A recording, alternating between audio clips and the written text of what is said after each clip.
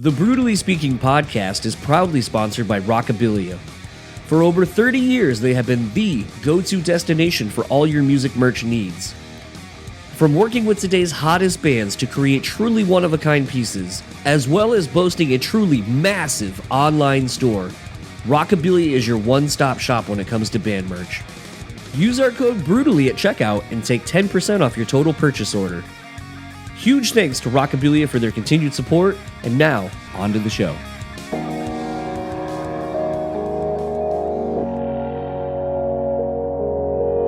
People say you have to have a lot of passion for what you're doing. This rings true because it's so hard that if you don't, any rational person would give up. It's really hard, and you have to do it over a sustained period of time. So if you don't love it, and if you're not having fun doing it, you're gonna give up.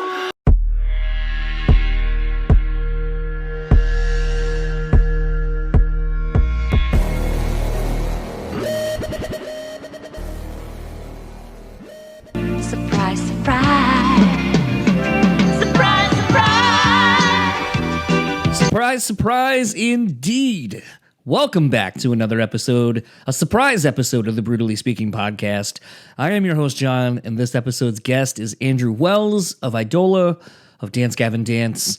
Obviously, I've been teasing this one for a little bit on some socials, mainly Reddit. I didn't really want to go super loud with the tease because honestly, I'm afraid that someone could start hacking some of my shit and get access to things that I didn't necessarily want out there. One of them being, obviously, if you're a fan of Dance Gavin and you are here to hear this, well, then you already know that there's a song out, Speed Demon. Although I had to go back through my text with Andrew and see what the song is actually called because I have the working titles for both of the songs that are done. But this was one where obviously Andrew and I still stay in contact quite a bit. And we knew that some stuff was going on within the DGD camp, as well as Idola putting out Eviscerate, getting ready to, finished recording Mend, and kind of where the bands basically are going. It's a really interesting pivotal point for both bands and for Andrew in his professional career.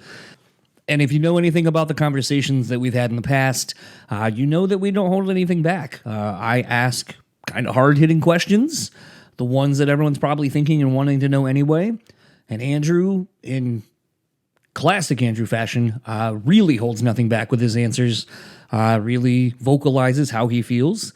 And honestly, it's always the refreshing thing about having Andrew on, but also just talking to him. This is how real and honest we are with each other about other things. So it's a thing where I always enjoy having him on. But I'm just going to get right into it because I know you all want to hear the thing. So without further ado, here's my conversation with Andrew, and I'll talk to you all on the other side of it.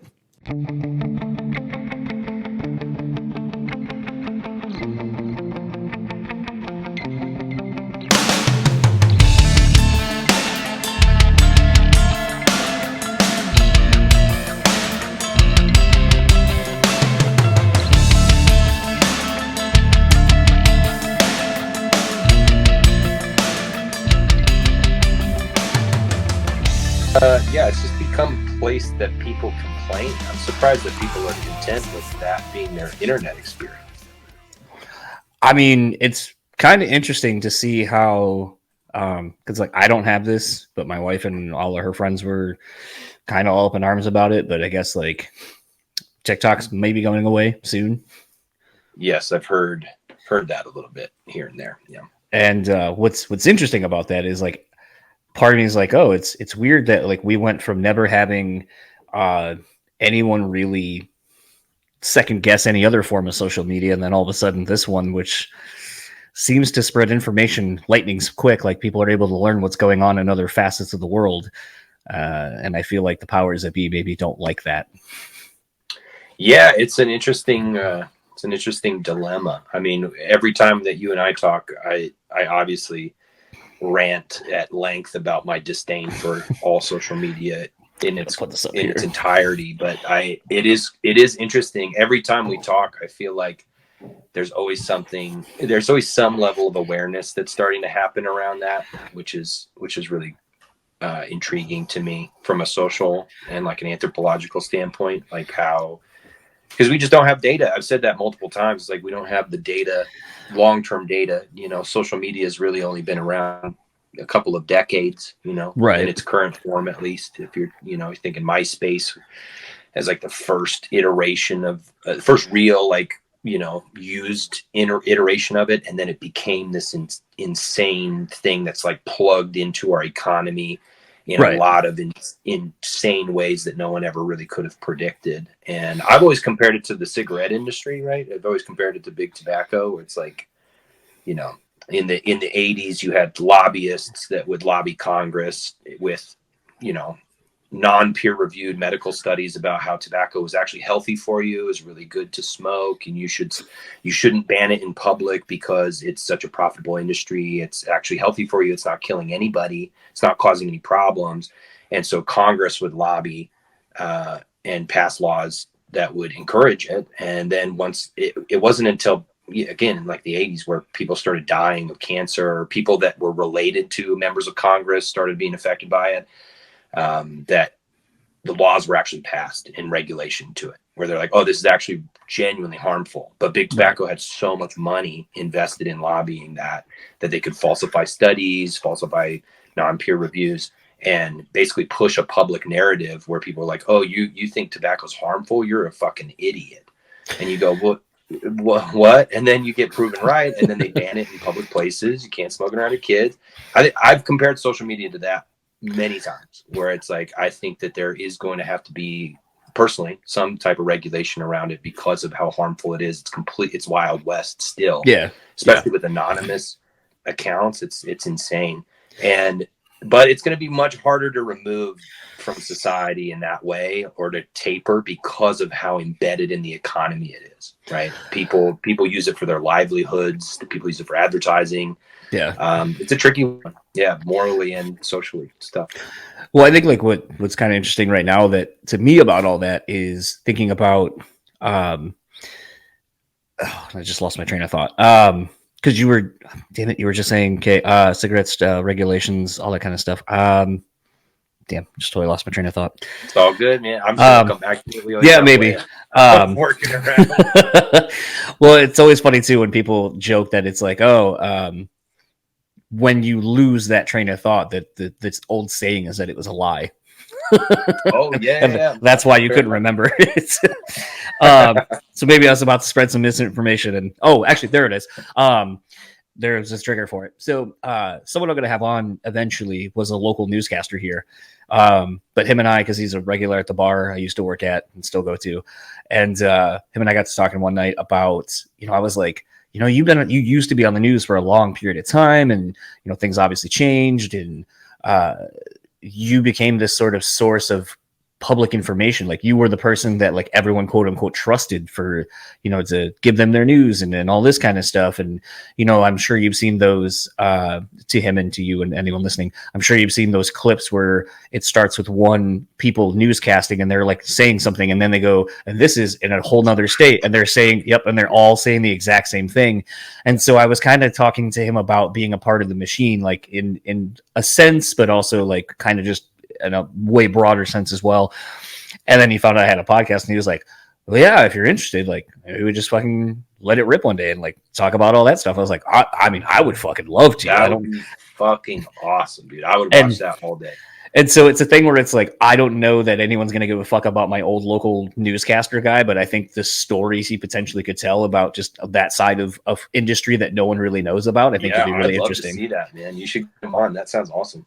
Yeah, we just got to figure out a time. And then he was like, I might get my old co-host to come do it too, because we haven't done anything together in like a while, because he's not been doing that. But I'm just like, okay. It's just like a very weird thing. But I figured, unlike last time where we talked for like an hour plus about, positive things for mind, body, and soul, and people found it and then just were like, what, let's cut out all that bullshit and get to the quote unquote good stuff. So I figured, know, man, people's attention spans are fucking nothing now. Yeah. So I almost figured, I I figured maybe we give everyone what they want right out the gate, and then we could have like the us part toward the end where someone can be like, we can branch, yeah. So then they can be like, oh, it stops being interesting at this point. And I'm sure those that are potentially watching or listening are like, hey man, fuck you. I love it, dude. It's amazing. I always love talking to you, so it's always a fun part of my day, part of my week when I get to see you and talk to you. So, and when you don't go disappearing, you know, they'll go and fucking, they'll sift through and get to the good stuff anyway. Sure. So I guess first things first, and I'm gonna ask this, and I'm just gonna let you go, so you can. I don't get you into trouble with anything. You say what you want to, but as of when we're recording this, we're about, I think, a week removed from the big news in the DGD camp. Go. Yeah. Good question. You can quantify that as one. I'm sure this airs. Yeah. Do you want me to give you a rough time frame of when this will air, so you can know if there's something else that you can or can't say at that point? I can give you a rough idea. It would be awesome if we could air it like May 10th. Would be awesome if that fits into your schedule at all. So that would be 3 weeks. Yeah, like roughly. That was. Yeah, that works. There's one episode I got a bump, but I can't find it. Yeah, that works perfectly, actually. That'd be awesome, because ideally it'd be really cool to put this out the same day that this stuff drops. I think would be ideal for me. Let me know if my Wi-Fi is a little weird or if I get choppy. I've done lessons where it gets a little choppy, so let me know and I can switch it off and see if it's a little better. Okay. So by the time this airs, if it airs on the same day, people will be seeing 2 new songs from Dance Gavin Dance that we put out, that we recorded as a 4-piece together. I won't comment too much on the breakup itself or the separation with Tillian. I genuinely have nothing but respect for Tillian as an artist and as a person. I had about a decade of making music with that guy that was very inspiring. He taught me a lot about myself, a lot about touring and vocals. And I mean, I owe a lot to him as an individual.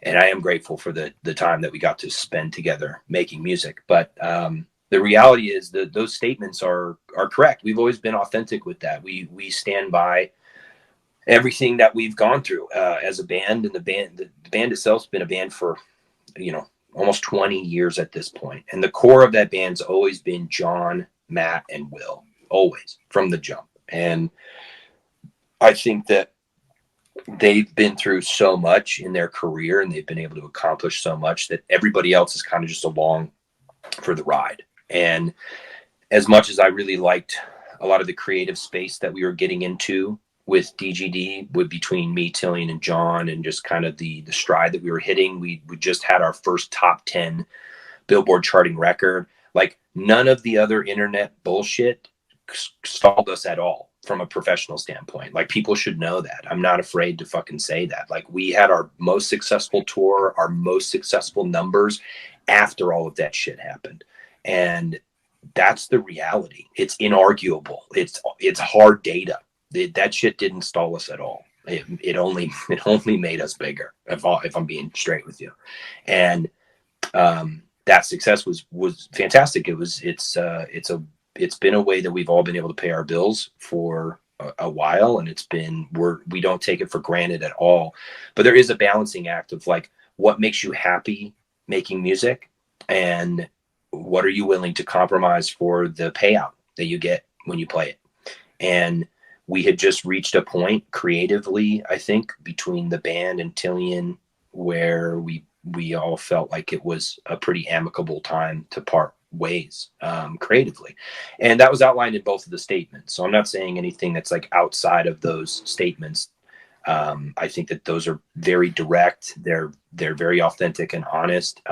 We really did all try to make things work as best as we could, but there just came a period where the 3 core members specifically felt that it was time to try something new. And the reality of where it goes, because you see what happens when something like that gets announced. Obviously, people speculate and they'll say Former members comment.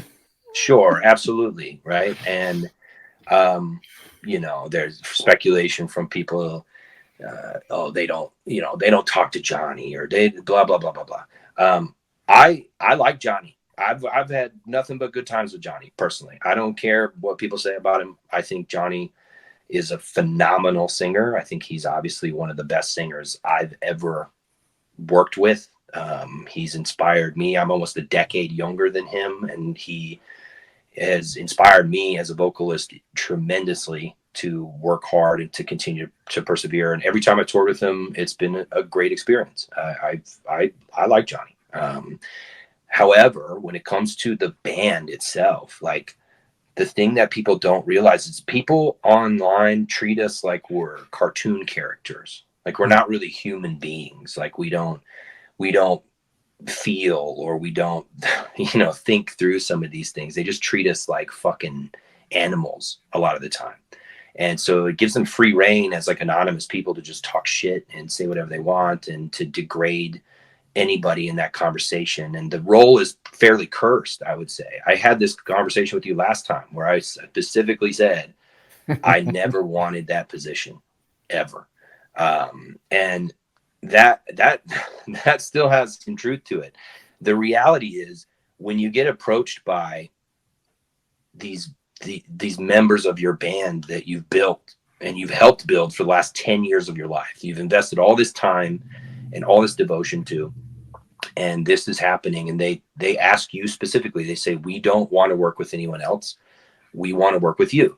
We would like John to take on a bigger role in the group. We would want, to kind of forefront John, almost like he's the lead, and write some heavier music around this, and then have you step up from your already, the position you're already performing in as a third vocalist and guitar player of the band, to continue writing guitar, continue writing songs, but also step into the clean vocal spot. And we don't really want to work with anybody else. We'd really like for you to give it a shot. And so what do you do in that situation? You tell those guys that you respect you've respected their process for over a decade, 2 decades of listening to their music and being a part of building that. And you just tell them, nah, just tell them no. I couldn't do that. When they asked me to step up and try, that's what I wanted to do. And we collectively decided, we said, okay, well, we're on contract for all this stuff. We have all of this material waiting. The band is a business. Like, we are functioning we have families to feed. Will's having a baby. By the time this comes out, will likely have his first child. Right. And this is all of our livelihood. So we can't just like completely scrap all of the plans that we have and not record anything. We have to at least try with the crew that we have here, respectfully, and at least do a couple of songs and see where we're at, and see if we can do a couple songs and a tour with us, the crew that we know and love, the people that we get along with the most, the people that we enjoy making music with the most. Say, fuck the noise, fuck the haters. Like, let's just make music that we want to make together. And I trust their opinions as well. Like, if I was putting down stuff that they didn't like, they would tell me. When I went in to do these 2 songs, there were a couple things to keep in mind here, right? I think a lot of people judge my voice in comparison. Obviously, there's always comparison between Johnny, Kurt, Tillian, and myself. There's no way you're going to eliminate that conversation. However, a lot of things people don't take into consideration when they're judging me filling in on some of the Tillian songs is, not only had my best friend just died, my best friend had just died. completely emotionally distraught by that. All this crazy shit was happening. I had multiple other family members pass away. I had another friend commit suicide in that same time frame. And a lot of people forget I actually had vocal surgery that same year. Most people just completely don't even realize, like, I had to have reconstructive vocal surgery that same year. And the tour that we had done was thrown together very last minute. So I had a bunch of funerals to attend to, very limited time to rehearse this stuff, coming off of a vocal surgery recovery. And so I really did my best, the best that I could. And some people enjoyed it and some people didn't. And that's fair. To judge my complete vocal talent off of that, I think is disingenuous. And I think that by lumping me in by that, without those considerations, not making excuses, but not taking the totality into account, I think is not a representation of what I can do as a vocalist. And I think I've been able to show that through Idola tours that are more recent, as well as the new Idola record that was been put out. The other thing that I've been doing is once I was done with that tour, I hired a vocal coach that I've been working with specifically for the last 6 or 7 months. That's been working with me, particularly on my high register, for this reason and this reason in particular, right? Working on my high register and specifically trying to develop that for this type of task. Now, is this permanent? I don't know. We're still working through that. We wanted to highlight John, do the best we could to make 2 standout songs. There's no record that's been recorded. There's no permanent decision making at all. This was the 4 of us wanted to do two great songs together and do a tour with the 4 of us that really paid homage to all of our back catalog, really pulling out stuff that we couldn't really do during the Tillian era, that we couldn't agree on. Now we're more in agreement on some of the older material that we want to pull back.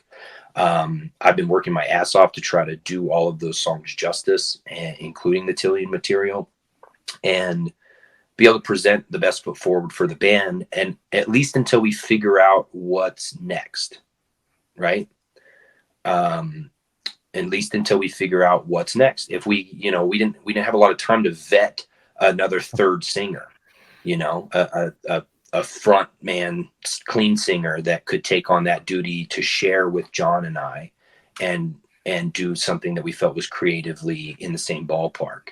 But what we could do is make songs we felt like were authentic to us, film a visual that we felt like was authentic to us, and then do a tour that we felt would be the best way to bring in new fans into the fold. And so, again, who knows if this is permanent? I would take it with a grain of salt and just enjoy the music that gets put out by these individuals that collaborate with all of these different pieces. To me, that's so inspiring as a musician, to see a band that's always willing to collaborate. We have Martin from Secret Band that's going to be coming on doing guitars. He's done some of the guitars for the new songs, as well as he's going to be our touring guitarist for the time being. So to me, it's more of like a Secret Band plus type scenario for at least the time being, at least seeing, doing these 2 songs as a band and putting our best foot forward with these 2 songs, and then feeling out what the next step is. Right. I think that's kind of where we're at as a band, and I'm really excited to be a part of it. I am always super grateful for the band supporting me in that process. That's been incredible. I obviously, again, never wanted this role, so to speak, but in my opinion, I'm not like in the role. I'm literally just participating in a band in a very similar capacity that I already was participating in, and trying to help it flourish and continue to be a band and continue to put out art that I think it inspires people, and hopefully reaches those different ears. And there's always going to be hate, no matter what you do. Unfortunately, there's always going to be gossip and haters and people trying to tear you down. That's unfortunate. I do hope that anybody who doesn't like my voice for whatever reason, whether they think it's generic or boring, or they don't think I'm a good fit, I don't really care. That's your opinion. You're entitled to it, but I would hope that anybody that, is going to obviously talk shit at least gives me an opportunity to do these couple of songs and a tour and at least do what the band wants to be done, right? At least acknowledge and respect the band's wishes of how it wants to make music for this very brief moment in time. That would be my hope. Obviously that's going to be very, that's going to fall on a lot of deaf ears, but there's also, despite what some of those haters would say, there is a lot of, there's a non-zero amount of people that would be excited to see this happen. I've gotten a lot of messages about it. Obviously there's people who want Johnny, there's people who want Kurt, and there's room for those collaborations. That's the thing. It's like the way that the band functions as a group right now, there's so much opportunity for collaborative vocalists on this thing, because in my opinion, we're the same band that we were in terms of instruments and vocals, minus Tillian, obviously, that it gives us a fresh perspective on trying new things with other people and seeing what works and what sticks. You know what I mean? Yeah. So I think it's more about challenging the viewpoint, because the band has always been like, okay, it's controversy after controversy. The singer role is cursed. There's always this fucking revolving door of singers. Maybe if we can change the narrative around what it means to frontman Dance Gavin Dance and go, okay, well, John's always been here. John's the frontman of the band in my mind. Like, John's always had the standout moments. John rarely gets complaints. Like, this guy's the frontman in my mind. Right? Let the man be the front man. The clean singer is a collaboration. It's given people things to talk about for 20 years. It's given people things to argue about for 20 years. And if you don't respect that, then that's your choice. You're free to not listen. Like, to make the band your entire life is pretty fucking juvenile and stupid, in my opinion. Like, there's so many things in life to go and make your personality, including other bands. If you don't like it, don't listen. Yeah. We don't give a fuck. Like, we don't do it for that. We do it to make music with each other, and that's what makes us happy. And so I'm respecting the wishes of John, Will, and Matt in trying to keep the spirit of the band alive and make new music and collaborate with new artists. And so if you like that, come with us on the journey. If you don't like that, fuck you. I don't give a fuck. If you don't like that, fuck you, dude. I don't care. I'm also done. Like, that's another thing, is like, the whole scene is premised on like fearing your fans at this point, like being so scared of saying or doing any wrong move because someone's going to talk shit about you or make something up on the internet with no evidence. And it's like, okay, if that's the era that you want to live in, you're going to continue to see the scene be completely degraded into nothing, where there's only 4 or 5 bands that can sell tickets. Like, there's only going to be 4 or 5. And then what? The second they slip up, they're done. Okay, well, enjoy having no scene, you stupid fucks. Like, enjoy. Go have fun. Like, I'm done placating to that. If you don't like my personality because of the way that I speak, I'm done not speaking honestly on these things. I would rather not have a career and still be honest than have a career and placate and censor and be a fucking dumbass. Like, that was something that drove Tim off the ledge, in my opinion, was he could not stand how this whole thing panned out, where he was just like, he didn't know how to navigate life in a lot of ways. And that's what made him turn to a lot of substances. And it was crushing for me to watch. If you could treat me like a human for 2 seconds and put yourself in my shoes, where you watch your friends literally kill themselves over this shit, I think you would do the same. I would argue that you would do the same, and you'd say, okay, well, yeah, I'm done censoring and placating and not talking about how the industry is completely fucked from the ground up. Like, I'm going to speak out on that shit. And if it causes me problems, so be it. Let them come. Yeah, I think the thing with Tim, and I know you and I have talked about this off, as a lot of our conversations actually are not doing this. I think that's kind of what has ultimately led me to kind of be a lot more outspoken about things, because ultimately, you know, one of my friends that passed away through a bunch of things, but a lot of it was you told me about like inner traumas and stuff like that. And it's like, if he would have felt comfortable voicing these things and not being around the bad people that kind of help feed off of that, you know, I wonder if he'd still be here at this point. And, you know, it's hard. And this is the thing I know you and I kind of mutually share in this, that it's like, unfortunately, we're sort of the survivors of the thing. So you're just kind of like, what could I have done? How could I have made this not be the outcome? And, you know, you take on a lot of that stuff. And it's always why the other side of me being so vocal about mental health and getting the help you need is because it's like, you know, I've lost people close to me because of they didn't win that battle. And to me, it's like, I wish, especially as men, you know, I'll say, you know, we live in a world where I think it's a lot harder for men to be so vulnerable and honest and open about the struggles maybe they're going through or experienced traumas and so forth. And it sucks. It sucks to go through that. And ultimately, like, you know, knowing more about like the Tim thing, that's ultimately makes it even more heartbreaking and awful. Just, you know, it's not anything I wish on anybody at all. It sucks. Kind of go in a different route. And those that are going to watch, if you saw me writing on my phone, I'm writing notes down because as you're saying something, it's making me think of something, and I don't want to forget it. So, you hit on something though. The first thought I had, where I was like, oh, I'm gonna touch on this real quick. You had kind of said the last tour you did, where you had to kind of take over as the front person. You know, all the things you had been going through.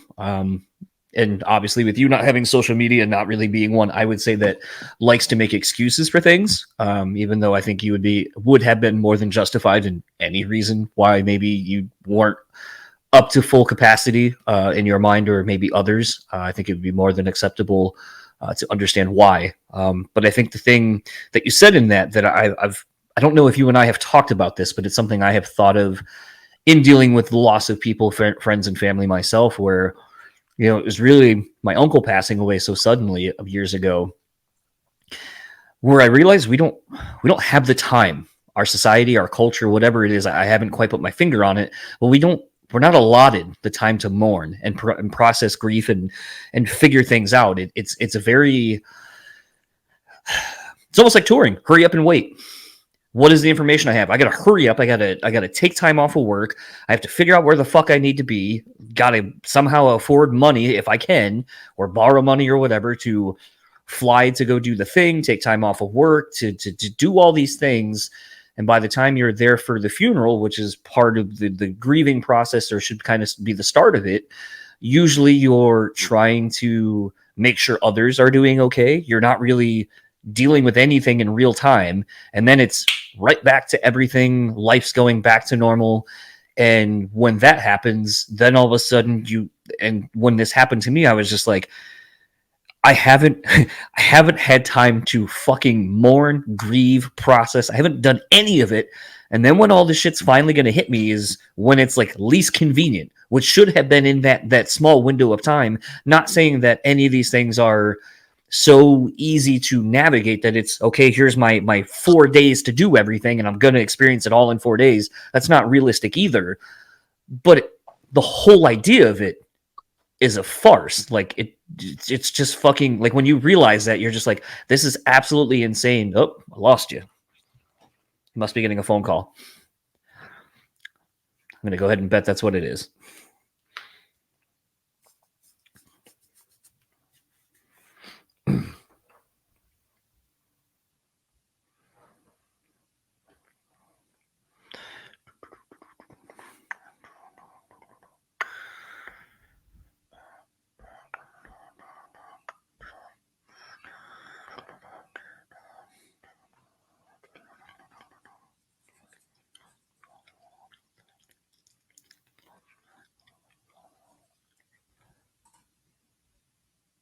Oh.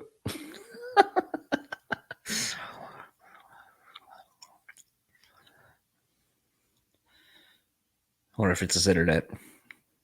Right as he was saying that it was wonky.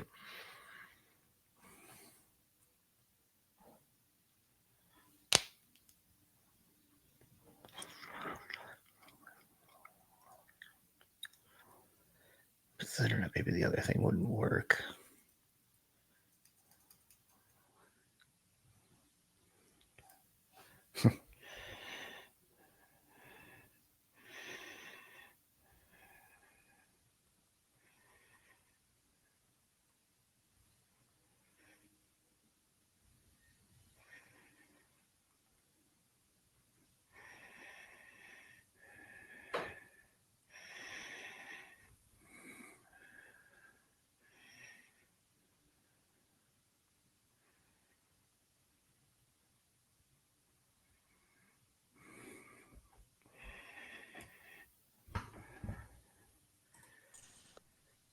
And I can hear you.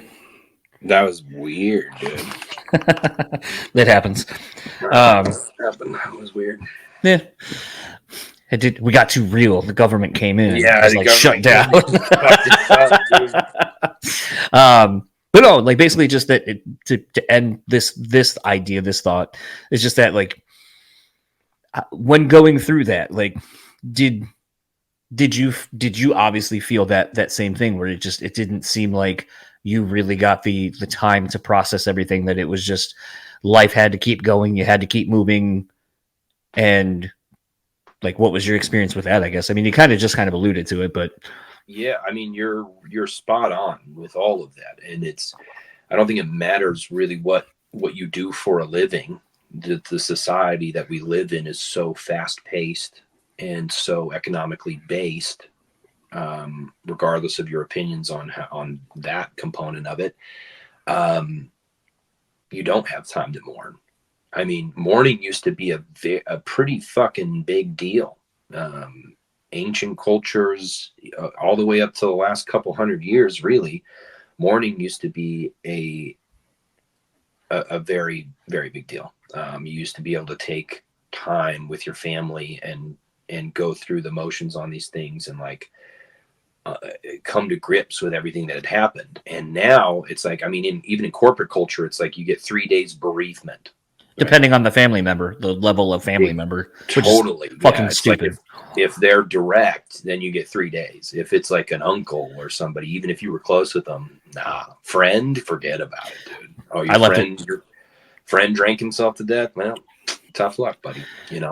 And in music, people treat you like you're a cartoon character, or that you're not real, or you're not a human. Like, oh, you perform in music, so you must have $1 million and live the dream. And it's like, that is not how the music industry is anymore. Maybe in the 90s, but that's not 2020s, bro.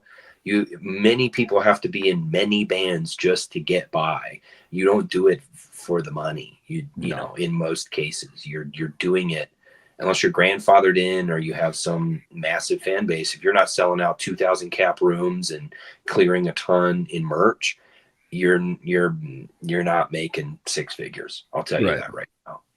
If you're selling out those rooms and doing well, okay, maybe, but you're not making 6 figures. And in most places in the country, that's not really a super livable wage. And so when you're forced to confront these moments of grief and mourning and loss, you're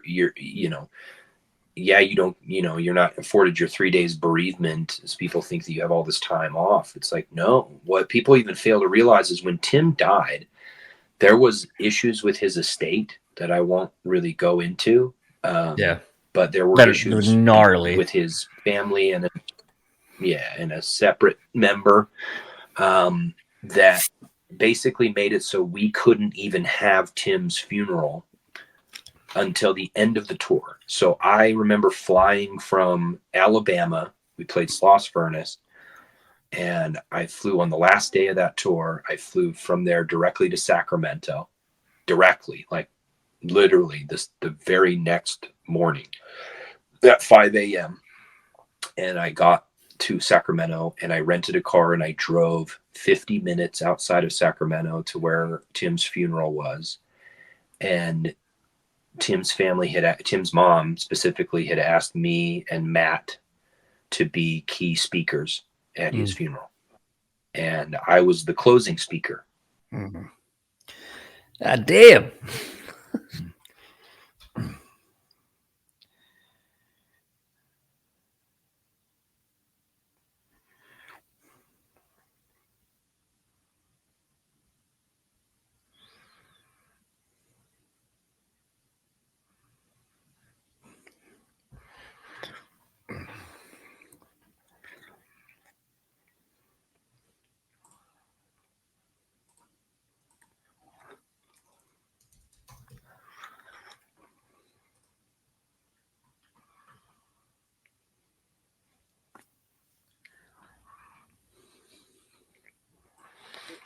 Might have to go to a different platform.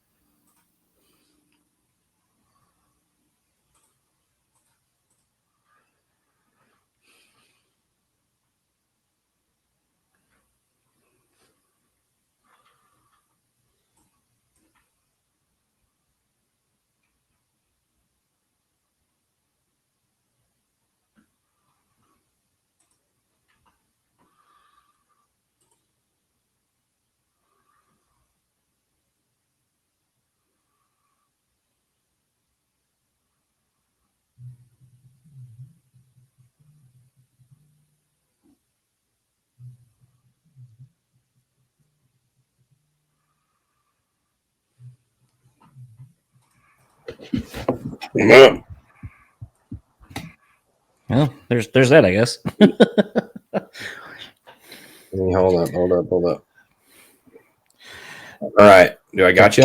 Yep. Got me re-downloading Skype just in case. It's something up with my phone for sure. I apologize. No.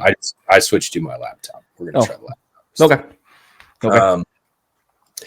Yeah, I was. I'd flown from.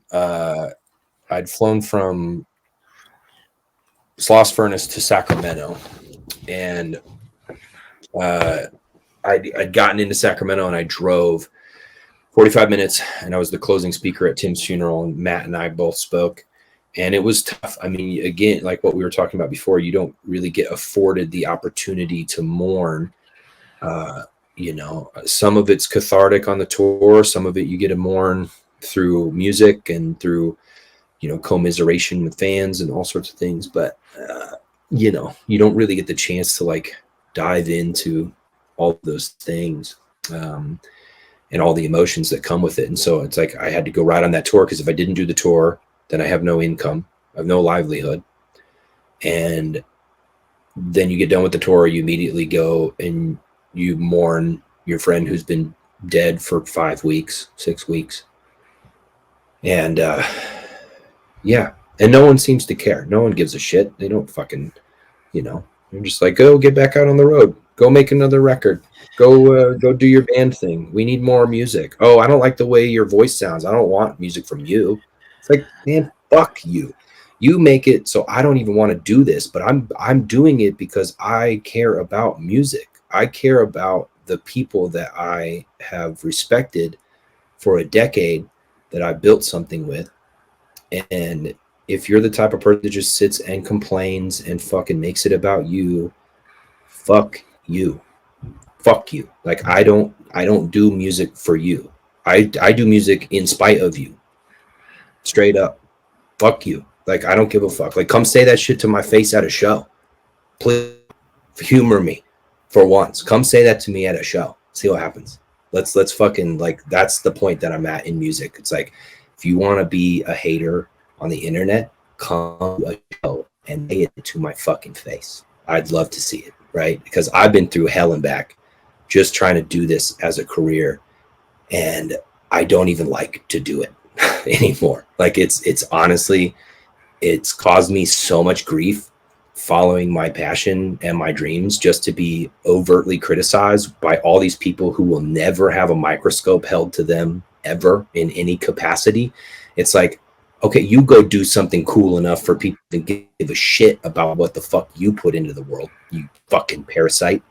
Like, I'm fucking over it, dude. I'm over like being the nice guy, being the cool guy that just takes it on the chin and keeps on moving. It's like I lost dozens of people and am just expected to shut up and bear it. And it's like, nah, I'm going to do that anymore. I'm still going to do music because it's what I was made to do. I'm still going to do it in spite of your criticisms. And there's nothing you can do about that. So that's my perspective now. It's like the mourning phases. It's super unfortunate that we don't get the chance to mourn and to be present and to even be gifted the opportunity to sift through our experiences the way that we should. You know, I've been seeing multiple therapists for years working on my own trauma and my own issues. And that's just sight unseen by anybody who wants to hold a torch or, you know, to criticize or to tear you down. And it's unfortunate that that's the world that we live in. But, you know, you have a couple choices.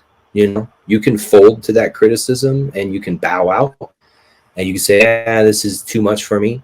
You know, because it comes with the territory, or you can stand up for yourself. And so I'm choosing the latter. This is a question that just popped into my head. You could probably literally, again, if you watch this, you could probably literally see me coming up with it and going like, is this a dickhead question? Have you come to the realization, or I'm going to kind of word vomit my way through because I don't know how I want to ask this, but essentially the question that just came to my head is, have you come to the realization either through therapy or whatever that maybe all the bullshit you've been through, even your own attempts at, you know, taking your own life and things like that, that maybe there's a greater purpose as to why you're here and those others didn't make it through and you are? I think that's, and I guess I'll and I'm kind of realizing this now. It's been kind of funny, like talking a lot lately on this show and kind of just being really in my own head, talking with people about where you're able to pinpoint things happening. Like, you know, someone, when talking with Jordan from Better Lovers the other day, you know, he asked me, where did my trauma, like, was I able to address where like my imposter syndrome came from? And I go, yeah, I actually was able to, thinking about it, I could correlate it to this one thing that happened that my dad used to say all the time. And that's where it started. That was the impetus of this thing becoming the seed to grow to become this other thing. And I think the other thing that when you say that maybe triggered it in my head to ask the question is because as someone who lost his brother, like really young, to the point where it's like, I was born with all these birth defects and stuff. And, you know, as I said in the last chat we did, where it's like being told you're not going to do these things. My parents being told when I was born with the heart murmur and stuff, like I may not make it and all these things. And then to have my brother pass away that seemingly had no problems of SIDS. It's a thing where at times I remember being a kid wanting to kill myself because I didn't think I was living up to the expectation maybe others had of me because I survived and I maybe shouldn't have, and somebody else was supposed to and didn't. And so I felt at a very young age this burden to excel or to be something, even though I didn't understand that until really in the last like couple of months that I've really thought about it and been like, oh, I wonder if that's why. Because it's not a normal thing to think that way, to think of like, is there a greater purpose for me? Because it's almost self-indulgent to think that at times, I think. But hearing you kind of talk about your thing and knowing a little bit more of your personal things you've gone through in the last, you know, since we've known each other, I wonder if maybe you have come to that same thought or conclusion at all. I think you make a lot of really good points. I think that there is a lot to process behind those methods of thinking. I know you went through a lot as a kid, and a lot of that, some therapists would call that like survivor's guilt, right?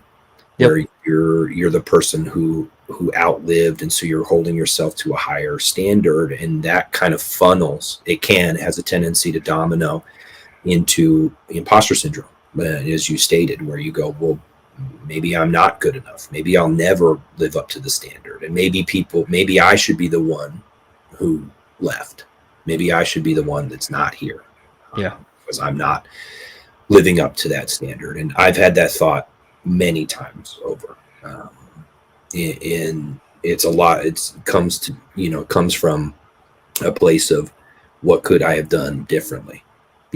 What could I have done to help save some of these people? And I've definitely come to through those thought processes. I've tried to work through that as best that I can. As far as like your initial question of, do you feel a greater sense of purpose, almost a divine purpose on the back end of that, like living through it and feeling that responsibility to uplift and to continue? I would say definitely. I'm a firm theist. I'm a firm believer in God. Absolutely, unequivocally, without a doubt. Whether you want to wallow in your own hatred of a creator, or you want to meander in the non-apologetics of in the linguistics of atheism, that's your choice. I respect that, but that's not the conclusion that I've come to in anything that I've experienced. I was an edgy atheist as a teen. I was a Buddhist for 10 years, a Zen Buddhist within the means of transcendental meditation and Eastern philosophy for a very long time. And I cruxed a majority of Idola's conceptual work on the theologies in which and it all inevitably led me to become Christian. And I am a firm believer in Christ, and I will stand by that until the day that I die. I think that level of purpose that's been implanted in my life, I'm obviously not perfect in any capacity. I'm a fuck up just like everybody else. I don't know what changed when rock musicians were supposed to be the moral arbiters of good behavior, but I don't know. That's not the world that I operate in. I have flaws like everybody else. I try to own up to them and to take responsibility wherever I can and try to mitigate as much harm as possible in my life. And so as far as like my conception of purpose is very rooted in that concept of like, I'm always going to be trying to work harder to provide for the people that I love, the people of those around me. I'm always going to try to inspire and to lift people up and to try to elevate rather than to tear down. That's always been a goal of mine and continues to be where I try to hinge my purpose. And I try to live my life through that lens as best as I can. Kind of some of the other two questions, I guess they're kind of hand in hand a little bit, but and eventually this will kind of probably be the last like two things I have on DGD stuff, because I've already beaten the thing of like, it's not really the band I'm super into. But I feel like I have to do some fan service to a degree.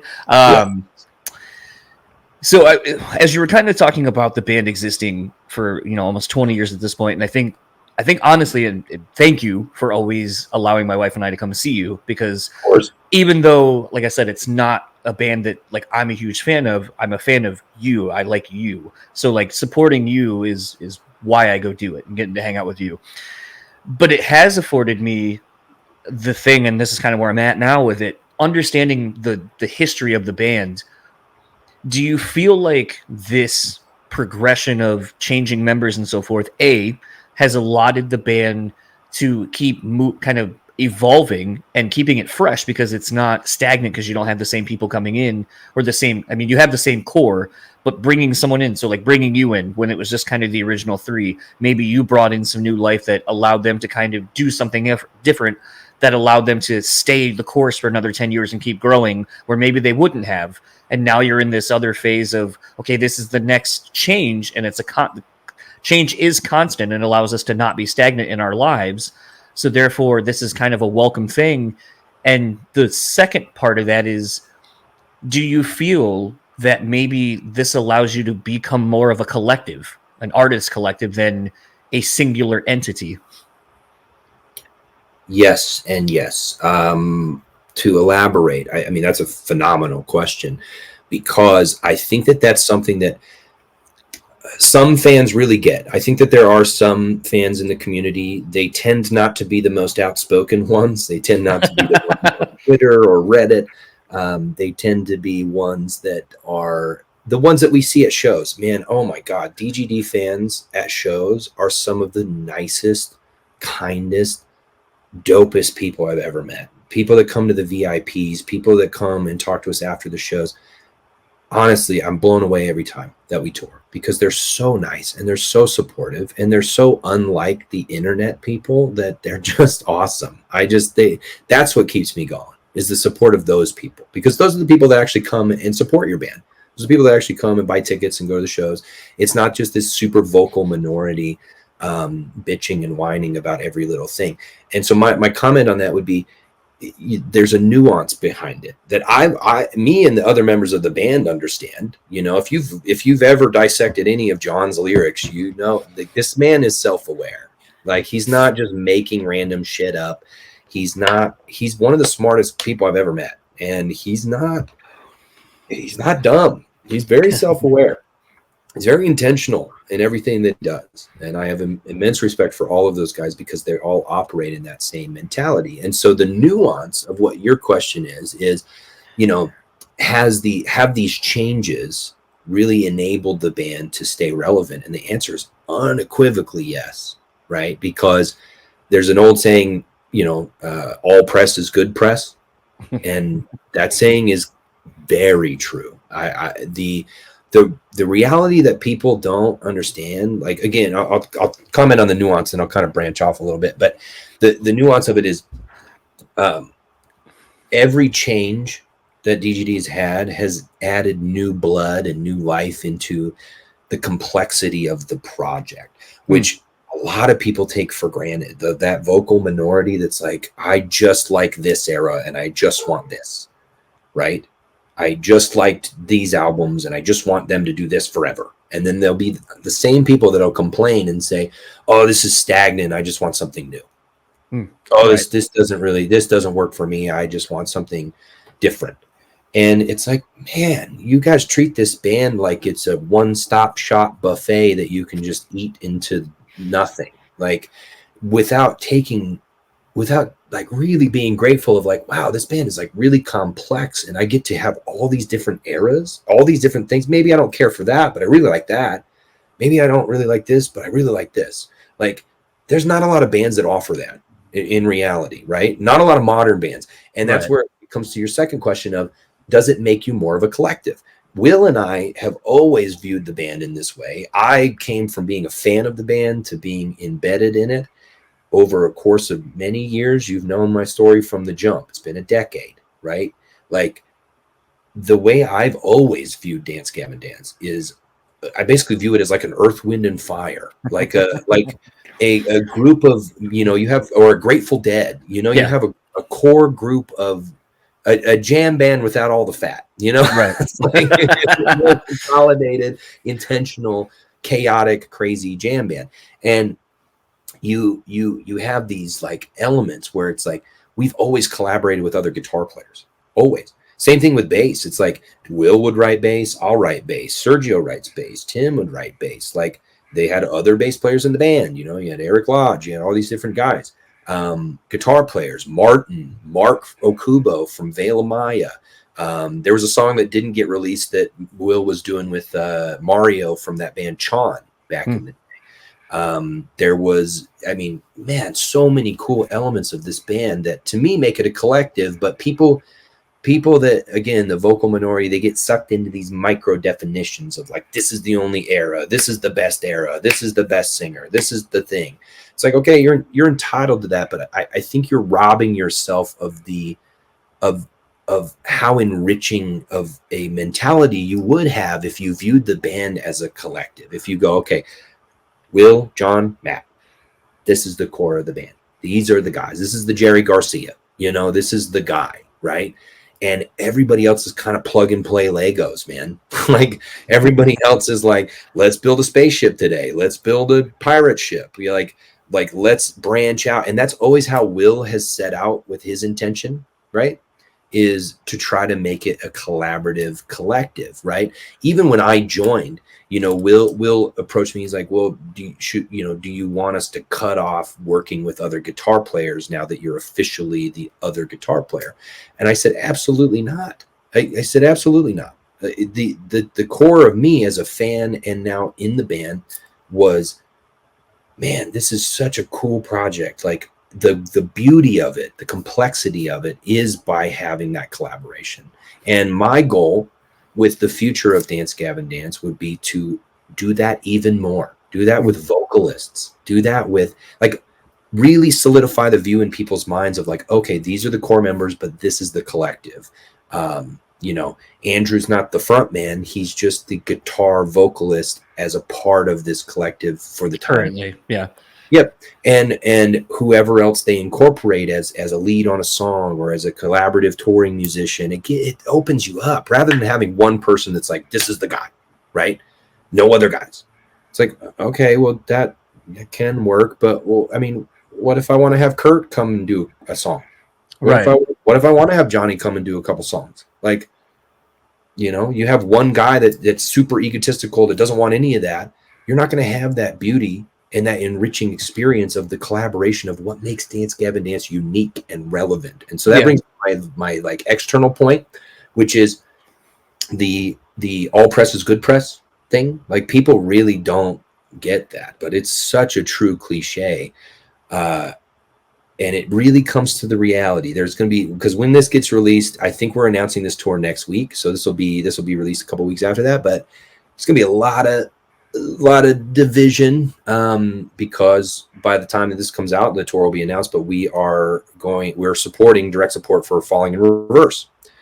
And Ronnie Radke is a very controversial figure in the scene, for a myriad of reasons. And so there's going to be a slew of people that immediately swear off of us again because we're touring with Ronnie. But I would say for anybody, I'm not trying to entertain those people. I don't care. Those people can fuck off. Who I am trying to entertain is people who understand the nuance of all these things and they want to participate anyway. Because the real reality is, Ronnie sells out stadiums, whether you like it or not, whether you agree with his politics or the way that he talks or anything that he does. That guy sells out stadiums. And so you should ask yourself, okay, if he's the most hated guy in the scene, and he sells twice to 5 times as many tickets as anyone else, am I really in the majority of like canceling this guy? Like, is my efforts to cancel this guy really effective? Or is it just helping him get bigger and sell more tickets? Because the data would show that the latter point is absolutely correct. And this guy plays into it perfectly. This guy is on people's lips every single day, all the time. And all that does, it doesn't make him less relevant. It doesn't make him sell less tickets. All it does is increase his fame and his infamy and his ticket sales and his bank account.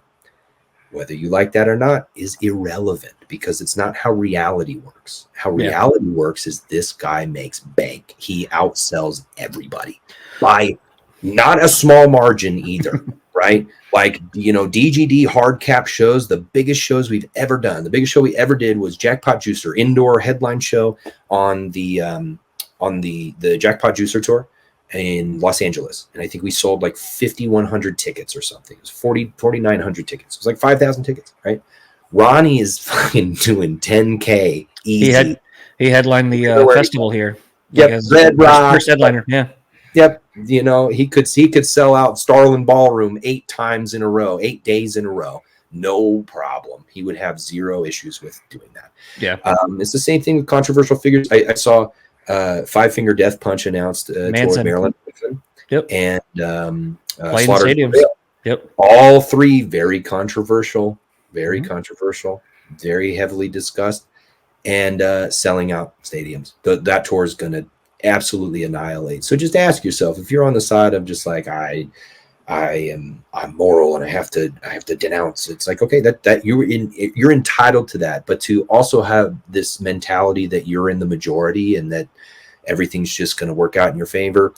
I hate to break it to you, but it's just not the case. The data doesn't support it. It just isn't the case. It just isn't. So in my mind, DGD being controversial and having these dust ups and having these traumatic moments is like, it has only really continued to keep the band in the public sphere and continued to elevate it. I think obviously with touring with Ronnie, it's not going to put us in the good graces with a certain group of people, and sure. That's fine. That's fine. I don't want those people in my fan base anyway. I think this is, in wrestling terms, you're going heel. You're turning into a bad guy, and I'm here for it. That's the unfortunate part, man. It's like anybody that knows me genuinely, like you and my friends and my family, like you guys know my character, man. Like you guys know me, dude. I'll buy you dinner any day of the week. I'll fucking thank you. Give you the fucking shirt off my back anytime. And that's how I wore them. yeah. But I treat everybody with respect and compassion. I have trans friends and liberal friends, conservative friends. I have people from all walks of life and all mentalities of every religion and persuasion you can imagine. And I treat every single one of them with utmost respect. And I really wish we could get back to a society where we didn't listen to gossip. We didn't take things at face value on hearsay without evidence. And we didn't judge people by anything other than the content of their character in the moment. I really hope we can get back there someday. It doesn't look like it right now, but no. I really hope so, because that's how I operate in my life. And it's led me to have really enriching, positive, long-lasting relationships with people like yourself that are so productive and so inspiring, and they really keep me grounded in a lot of ways when the world gets chaotic. I don't just have fly-by-night friends. I have people that I can rely on and trust, and they can do the same to me. And I think when you judge people on the content of their character, like how are they actually treating people in the moment? Like regardless of their past, regardless of how things have transpired, what have they done to grow? What are they doing to continue to treat people with respect and to meet them in the moment rather than just buzzwords on the internet, right? And judge them based on that. I would really like to see that. But as you said, like, this whole arc is, I'm going to be a villain in a lot of people's stories, and that's fine. Unfortunately, that's not really something I can control. It's not something that I really have anything to do with. So. Last question on DGD stuff, and then we'll get into the Idola stuff I want to talk about. How is Will's fitness journey going? Because when I last saw you, he had been, I think, 2 or 3 weeks into his program with you. Not great. Okay, fair enough. I mean, hey, you know what? Since the last time we did this, I have gained all of my weight back, but and like I had said to you after the fact, I was like, shit happened, hit a stumbling block, but I know I did it once and I can do it again, and that's the goal. And at least like the part, man. It's like when you get inspiring people in your life, and you there's always gonna be backstepping, always. Life happens, man. I mean, it's hard for me. I'm not where I want to be right now either in terms of my fitness. I've had some backsliding in the past couple of weeks because of how busy my schedule's been and some other personal things to attend to. But with Will, I wouldn't say it's bad. I don't think he's gained all of his weight back at all. But I think once he got home from tour, it's harder to have someone to keep him accountable. And he had a huge move. He's got a baby on the way, a fiance to take care of.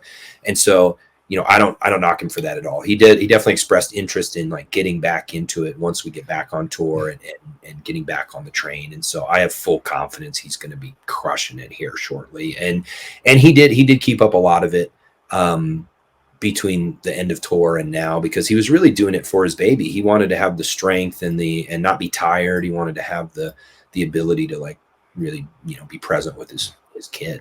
And I think that that's super respectful. I think that was kind of the same thing for me, like an update on that, because there was a couple people actually that reached out and were like, how are you doing? And I'm like, well, I'm not great in that regard. Like, I'm not still losing the weight. I'm still not like doing the thing. But, the thing I commented to someone that had reached out is that I said was, I was like, I was at a point where like I was losing the weight. I was feeling good about that. I was at a job that I really enjoyed. But, we were talking last time, we kind of talked about this. There's sort of what are you paying? Because you got to pay something, and there's got to be something that you're taking away. And unfortunately for me, it was kind of my relationship with my wife, and my personal life was almost non-existent, and it was real bad. So it became a thing where, I got a text from my wife when I was working the job that I had that I really fought for and wanted and was doing very well at. And it was just kind of a thing where it's like, and this is sort of TMI, but she had sent me a text. It was like, look, I make too much money for you to have to work some like 6 days a week and all these like retail hours and stuff. And I had to, in that moment, I thought to myself, when was I the last happiest? Like, what job did I have that allowed me to be completely across the board with things? And the struggle I had to deal with, because I went back to a job I had and I had left for various reasons.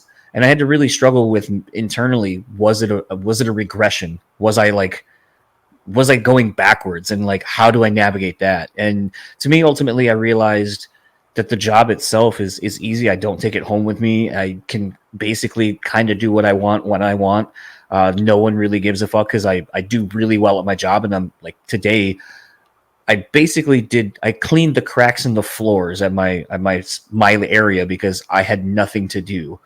Like literally there was nothing I could do. And then the program that I used to mix all the inks and do all that was down. So it's like, I literally couldn't even do my job.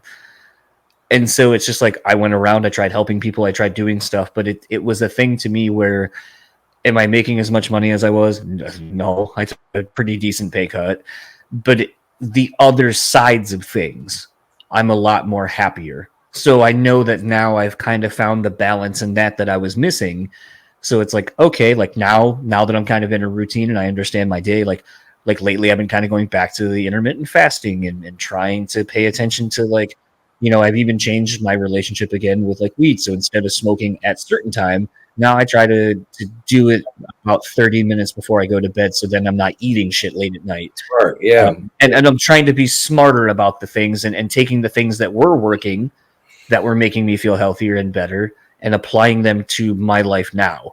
Mm-hmm. And, wife and I have been talking about going back to the gym and doing that and kind of finding where that fits into life and trying to find the balance again with the podcast. And so it's the reality of life. We were talking a little bit ago about, sometimes with grief and stuff like that and loss, we don't have time to mourn.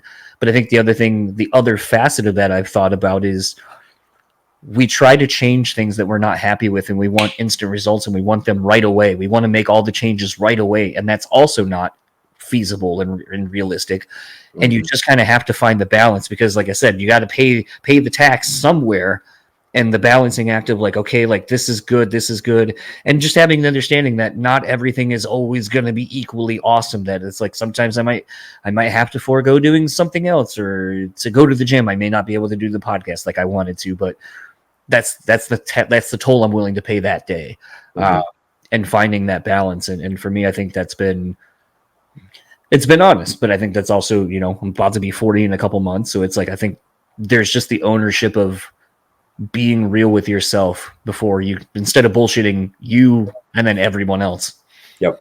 Yeah, totally. I think that there's some various concepts in different spheres that get talked about, like delayed gratification being extremely important, especially as a a sign of maturity, right? Is, when you're in your teens and your 20s, you want immediate action, you want immediate gratification in a lot of contexts. You want to, comfortability, or like a loose definition of happiness, is generally your most altruistic goal. It's what you strive for. Is like, how do I mitigate discomfort? I don't want to feel anxiety. I don't want to feel depression. I don't want to deal with my problems.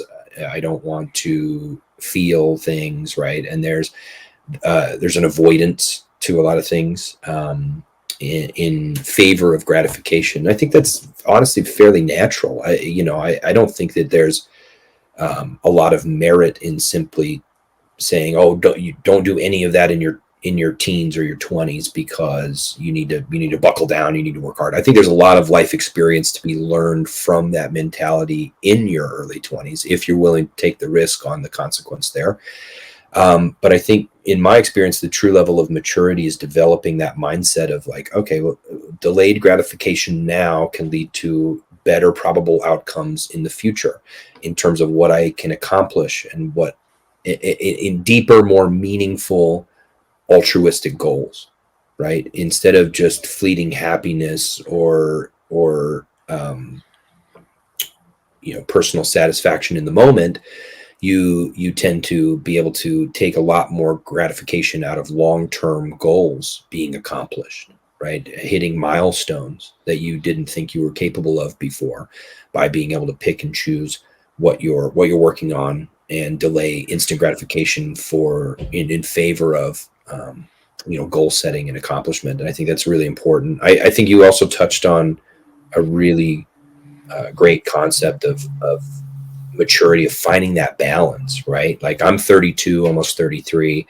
I'm barely figuring a lot of that stuff out myself, in terms of like what you would. I loved what you were talking about with the job, right? Where your wife texts you, is like, hey, I make too much money. Like, why are you working this hard? You'd be prioritizing differently, and then going and feeling a regression. You're like, wow, fuck, I was making all these goals, I was doing all these, I was making all this money, and I was working my ass off. And then you go, okay, well, by taking this position, it's not actually a regression. It's allowing me more mental and spiritual bandwidth to be able to compartmentalize these different things happening in my life, and be able to prioritize other things that I may have been neglecting. And I had a similar experience over COVID. I had just got my personal training license, and I was training at like personal training studio gyms, and like, really busting my ass trying to do self-advertising and bringing in my own clientele, and like putting everything on the books. I was like running my own business as well as being in 2 bands and doing all this shit. And then COVID hit, and everything just stopped for everybody, obviously. But Utah was one of the states that didn't really close. I mean, it was like it actually did the 2 weeks, and then didn't really do more than the 2 weeks. No. And, Utah was just not really shut down for very long. And so one of the first gyms that opened back up was Planet Fitness. And I was like, you know what? I need at least some supplemental income. And right now, I was going through a lot of mental health challenges at that time as well.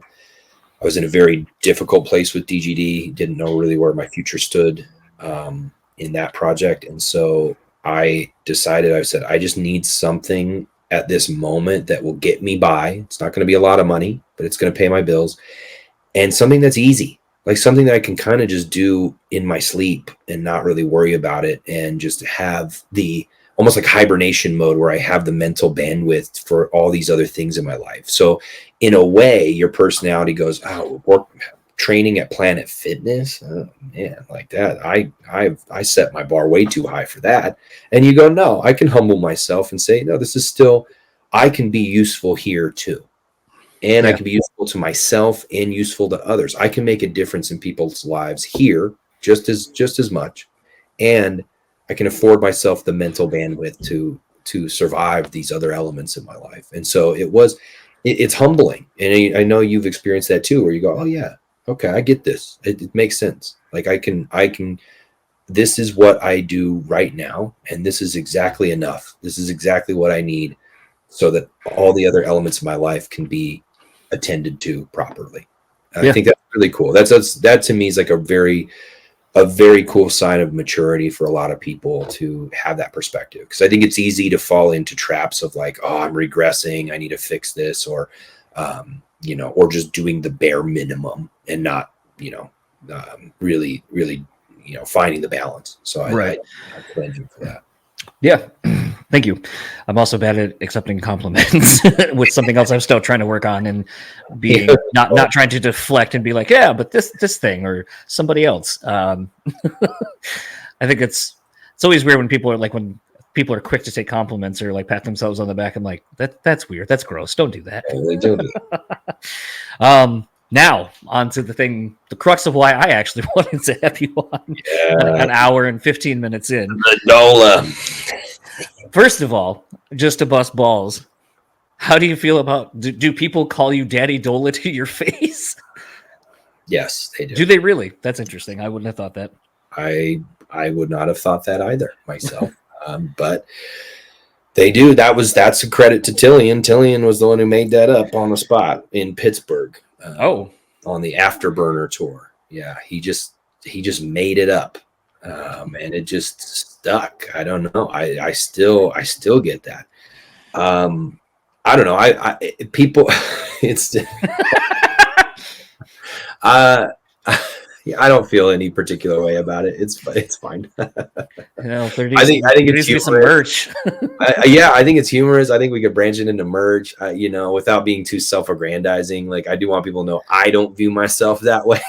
Like, I'm not sitting in the mirror going, yeah, Daddy Dola. Like, that's not me at all.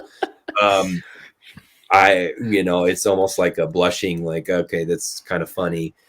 Type of thing. Some people, when it first was going around, people were like, oh, this is sexualizing him, don't do that. And I was like, I don't care, you do whatever you want, like, it doesn't hurt me. Fucking people say shit all the time. I don't take it one way or another. I think it's funny. I think it's funny too, and I see more things online, and in some instances I'll send them to you because I feel like weirdly now I've become like this weird proxy to you, to some other fans, and like it's kind of funny too, because like sometimes I'll get notifications on things existing in other places from our chats, and so Reddit, which I use for a completely different facet than I think most people do, like where I just pop into weird things and then don't really use it. It was funny to see there was a person who hit me up on the YouTube version, left a comment, and then I sent it to you and then commented, and then they made it like a whole post over on, I think, the Idola chat or something, or on the thread or whatever it's called. And I just was like, that's weird. I thought you wanted the answer. Now you're basically spreading it as like this thing. So it was kind of interesting to be like, oh, okay, that's interesting. I wouldn't have thought that was how this works, but all right. But as when we're recording this, Eviscerate has been out for a full week. Mm-hmm. And I don't know if you want to share what you shared with me when I asked how is it, because I thought by now you would have the numbers, but I guess you have sort of numbers. Yes, we don't have the Billboard charts yet. Right. I think we get those Monday. Okay. Tuesday, maybe Monday, Tuesday. So I'm not 100% sure how it's done. There were actually a lot of rock records that dropped the same day. And so that's a big factor. That's something a lot of people don't take into account, is like the other records that you're in competition with when your record drops, because a lot of markets are fairly comparable in sales now, where you don't, they're like, sales in the music industry are at historic lows across all genres because it's so instant access. Streaming is free. And so just like with the advancement of AI, the territory of arts of any kind is going to be tricky to navigate in a lot of ways. That's a completely separate topic from this, but I think that from what I've gotten from Rise and from Sergio so far from Blue Swan Records, it's the highest performing, highest selling Blue Swan release of all time, which would make it the best performing Idola release, obviously. Of the same token. So very grateful. The response that I've seen has been incredible. I I wasn't anticipating the response. Like the response to the singles was great, but I felt that the singles, the response was almost unanimously positive, but it was very similar to The Architect in a lot of ways, where it was like like our growth from To Speak to Listen to The Architect was a fairly substantial jump. Yeah. It was the first time people were like buying tickets to the shows and coming out and singing the words and like really impacted by the music and finding out about us.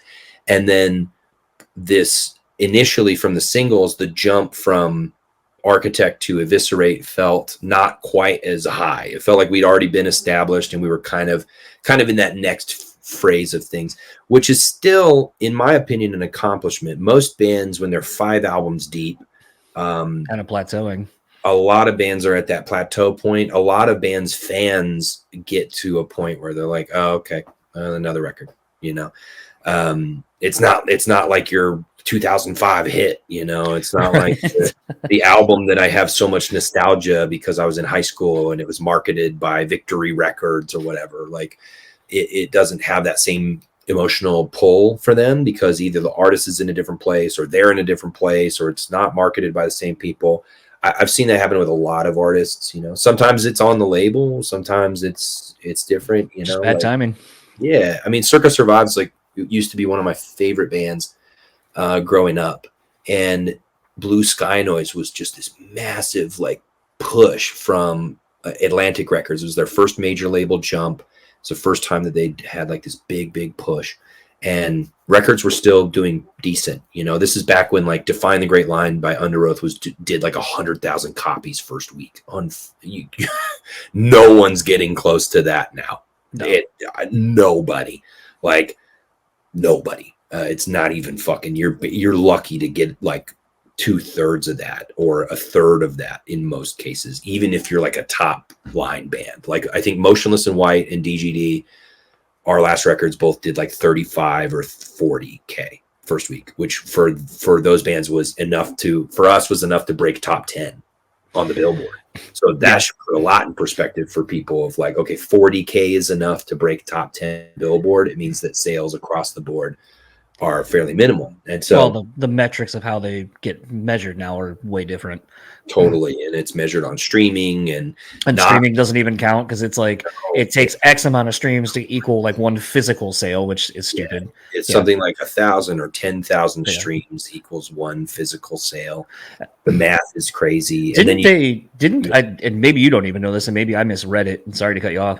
Haven't they changed it now to where there has to be a certain amount of actual you listening to that? Like it has to be like 40 seconds of you listening to the song now for it to count as a stream versus where it used to be if you hit play and maybe like a couple seconds in and then skipped it because you were looking for another song that at least technically would have counted as a stream. Yes. Yeah. And the song has to be a certain length. Yeah, that's right. Yeah. Well, because some people were scamming the system where they would 10-second or 15-second songs or whatever, and they were all silent songs or whatever, and then they would put like bot computers on bot repeat. Farming. Yeah. They would just bot farm streams. They get tens of millions of streams, like all racked up, and then Spotify would give them a check. And so they've kind of mitigated some of those measures. You can't really you can't pay for streams. You know, it's they'll boot you off the platform pretty quick. Like there's not really a way to game the system on that. And the unfortunate part is the artist does really suffer on the back end of that because the royalties really don't.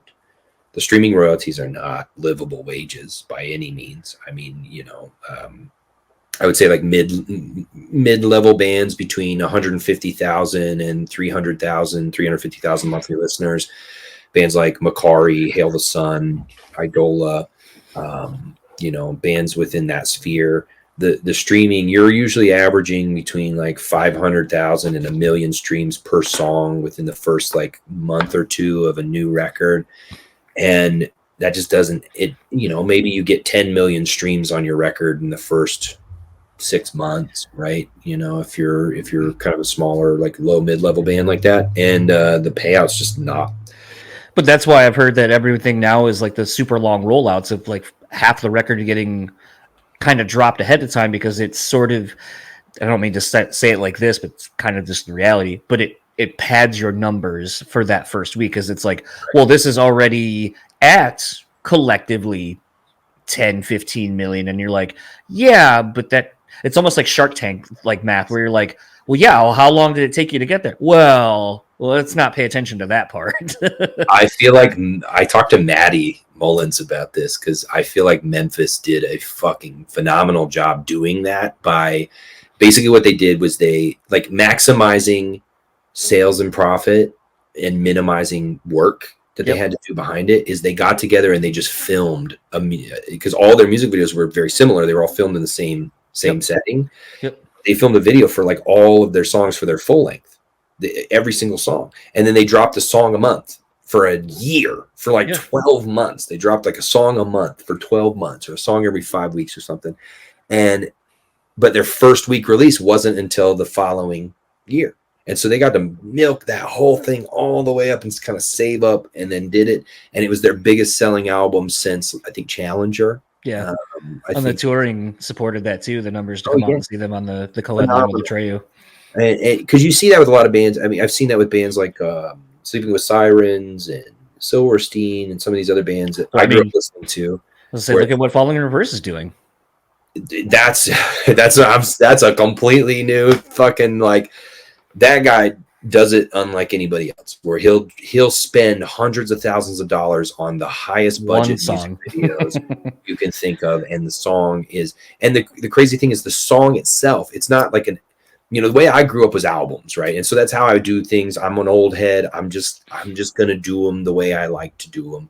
That's just how I do them, right? And I'm down to be innovative on the song side and try my hardest to innovate there, but I like albums because I get to explore 45 to 60 minutes of a concept and a theme and a sonic palette, and like build this kind of thing that to me is very, in an attempt to make it timeless. Like when I think about Rumors by Fleetwood Mac, or I think about, Paranoid, Black Sabbath, like that initial EP of just like how that's structured and the energy behind it.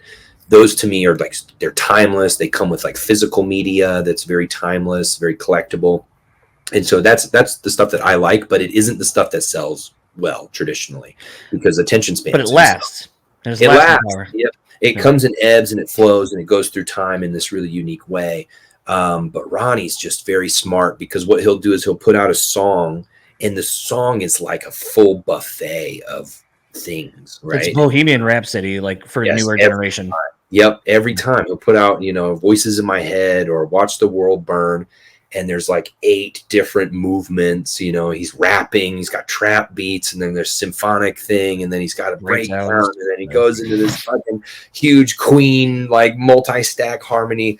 You're like, wow, this is a lot. And it keeps people re-listening. And then the visual is amazing, because everybody else is like playing pickup to this dude. Right? Everybody else is like, oh, maybe we do singles. Well, that doesn't work. Well, we'll try this marketing. Well, we'll do reels. Well, we'll do TikTok. Like, and none of it works as effectively as this dude, who's just like controversial and constantly churning out this epic thing, like once a year or twice a year.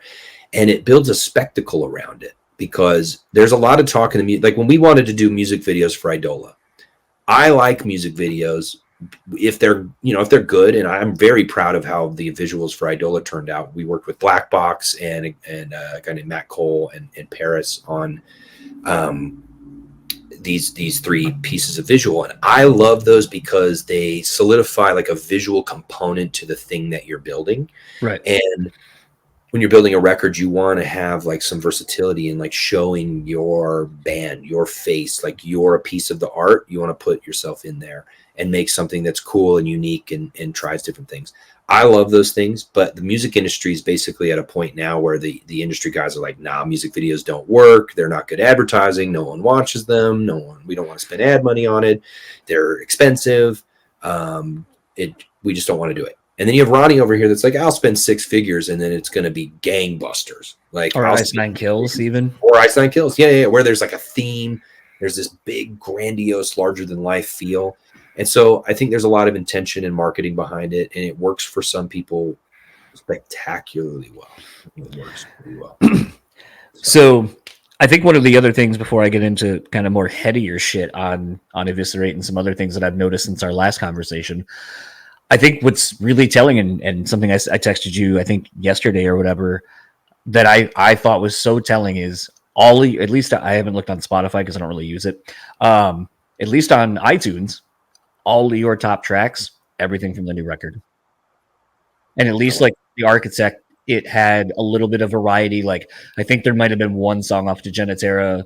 Most of it was the Architect, and then I think like maybe the single off of To Speak to Listen was like the 5th or 6th single or whatever, like the suggested top tracks. So to me, like a week in and it's completely overtaken your top tracks in a week, I think is really telling that of like the growth that we were just, or you, I should say, we're talking about a minute ago, but seeing it in real time, how it's affecting other facets of what the band's doing. So to me, like I've always said, I'm a broken record on this thing. Like I'm more stoked to see the success of this thing that I fell in love with randomly because of, speaking of Ice Nine, Joe sending it to me to book Yeah. and him just being like, you should check out this band, da da da da da, and like kind of really hammered it home. And I was like, okay, like whatever.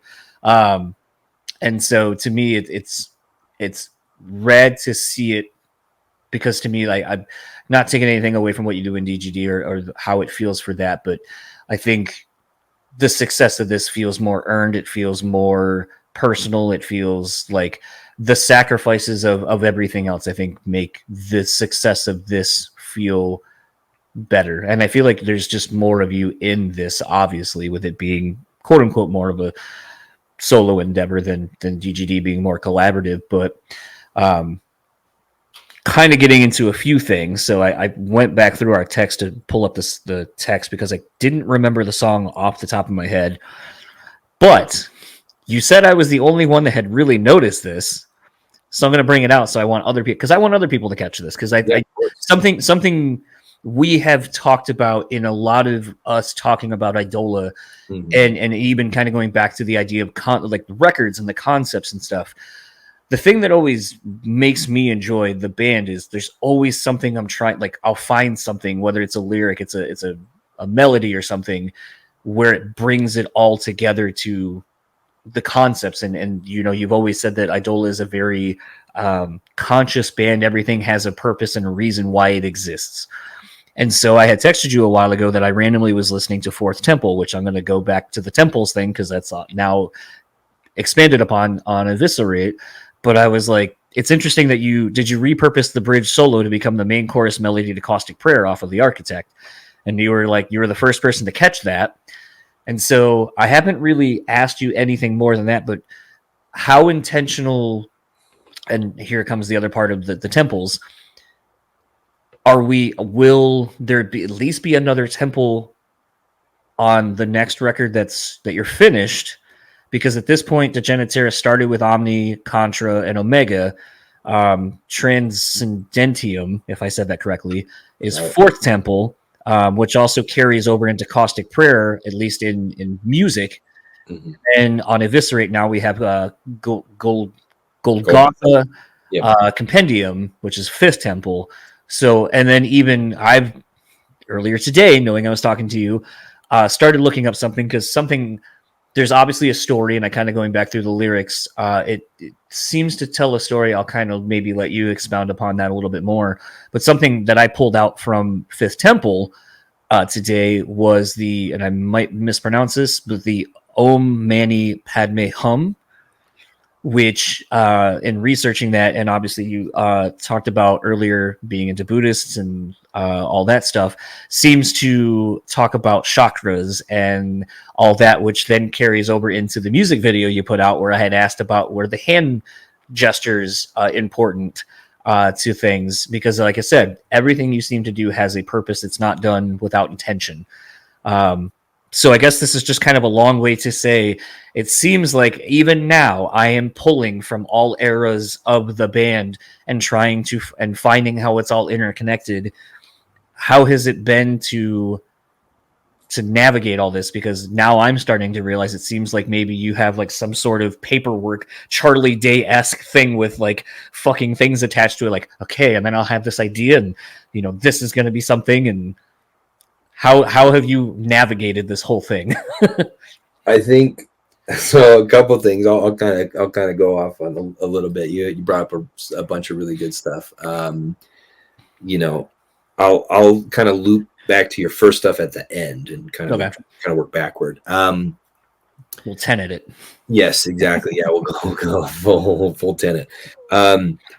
Yes. If you ever have a question of if something is intentional rather than coincidental in the Idola saga, you should always err on the side of intentional, because I'm very intentional with every single lyric and musical motif that I put into the music. So the intention, because it's such a broad theological and psychological narrative, right? Because it expands through this like science fiction meets nonfiction theological narrative composition throughout all of the records, right? There is an intention for callbacks, musical motifs, and lyrical motifs to come back from previous work and embody it in this conceptual narrative to keep a through line through the entire thing. So the not only does the material conceptually is conceptually relevant to theology, it's dynamically and narratively relevant to theology as well. Because if you look at even like, we'll just take a very simple one that a lot of Westerners understand, which is just the Bible itself, right? You have the first 5 books of the Bible that pretty much unanimously Islam, Judaism, and all sects of Christianity agree on. There's very little deviation. There might be deviation in certain subcultures, but for the most part, Abrahamic religion, those first 5 books of the Bible are like, okay, everybody's agreeing. This is the root at which it's often referred to as like the root of where this theology comes from. And then you have the rest of the Old Testament, and then you have the New Testament, and you have the epistles of Paul. And that entire narrative of 66 books written by 44 authors that covers virtually every genre you could imagine, from song to prophecy to historical works to parables and metaphors, all of that ties back into itself. So if you buy, I thought it was still in here. If you have like a study Bible, right, that has insane references in it, where you'll have verses from, like, let's say Isaiah 42 is a really good verse that talks about, it's perceived in different ways by different cultures, but Isaiah 42 in particular is prophesying Jesus in the New Testament. And so you have all of these tie-ins and motifs that all work together to make this unified word cohesive and stand the test of time and be able to last thousands of years and be cross-referenced and referenced in many ways. Same thing with the Bhagavad Gita. The 4 truths, that would be more the Hinduistic or Buddhistic side. The Quran is obviously another example of that. The Torah. You have different Kabbalistic texts. There's obviously different pagan texts, Gnostic texts, the Book of Enoch. I mean, I could go on forever. Like, there's so many theological and philosophical texts that hinge on either prophecy made, prophecy fulfilled, or some level of tying into previous works or future works, right? And so I really wanted to, if I have a project, this Idola project that spans all of these different motifs and ideas, I would like it to mirror that same sentiment, right? I would like it to sonically and lyrically, thematically mirror that level of commitment to tying all of these different things together. I saw one person finally, I got sent it by a friend of mine. They tied together. I have a lyric in He Who Pulls the Strings that starts out. It's I know a man who lives to toil. He only exists to work the soil. And there's lyrics in Humble Ledger from Degeneratera, which is that deals with toiling in the soil. Essentially, there's like complete references there that are tied back in. And so I have a lot of motifs like that. Om Mani Padme Hum is like a very standard mantra. That's a very repeated mantra. We also repeat that in previous albums as well. And so there's a through line there in the narrative that comes back with sonic composition as well as lyrical composition. And so for the Temple series, Golgotha really, not only in the key, if you notice that the key for, music aficionados, the key of Omega Third Temple is basically in it's like a melodic minor drop B or drop B flat, and Golgotha's in the same key. It's actually in the same tuning, same key. And so we're operating off of that bass line of Omega to Transcendentium to Golgotha. Same thing with the riff. The tapping riff is actually a motif from Transcendentium that's repurposed in that song. And then to answer your other question, in Mend, we have a song called Godhead Final Temple, which is the culmination of all of those together.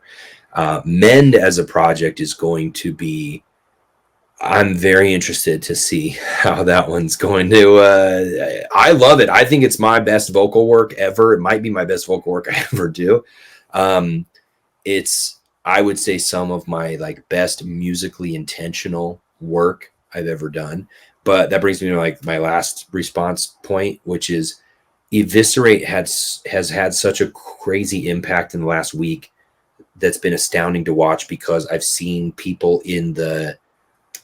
lot of people in the metalcore community or the heavier hardcore community fall in love with the record, say things like, oh, I never gave this band a chance because they were post-hardcore, but man, this shit goes hard, right?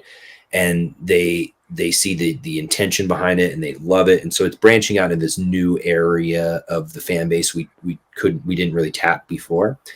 But then I've seen people in the prog or the progressive community be like, this sucks. They're not doing anything progressive. They're just, it's verses and choruses and chug riffs. And it's like, okay, well, it doesn't seem like you really listened to it with intention. The thing I don't really like about prog, and I don't listen to prog anymore. I'm not writing it. It's not coming back on Mend. If anything, Mend's an even further departure. So if you are in Idola for prog, I'm sorry. Isn't what we do anymore.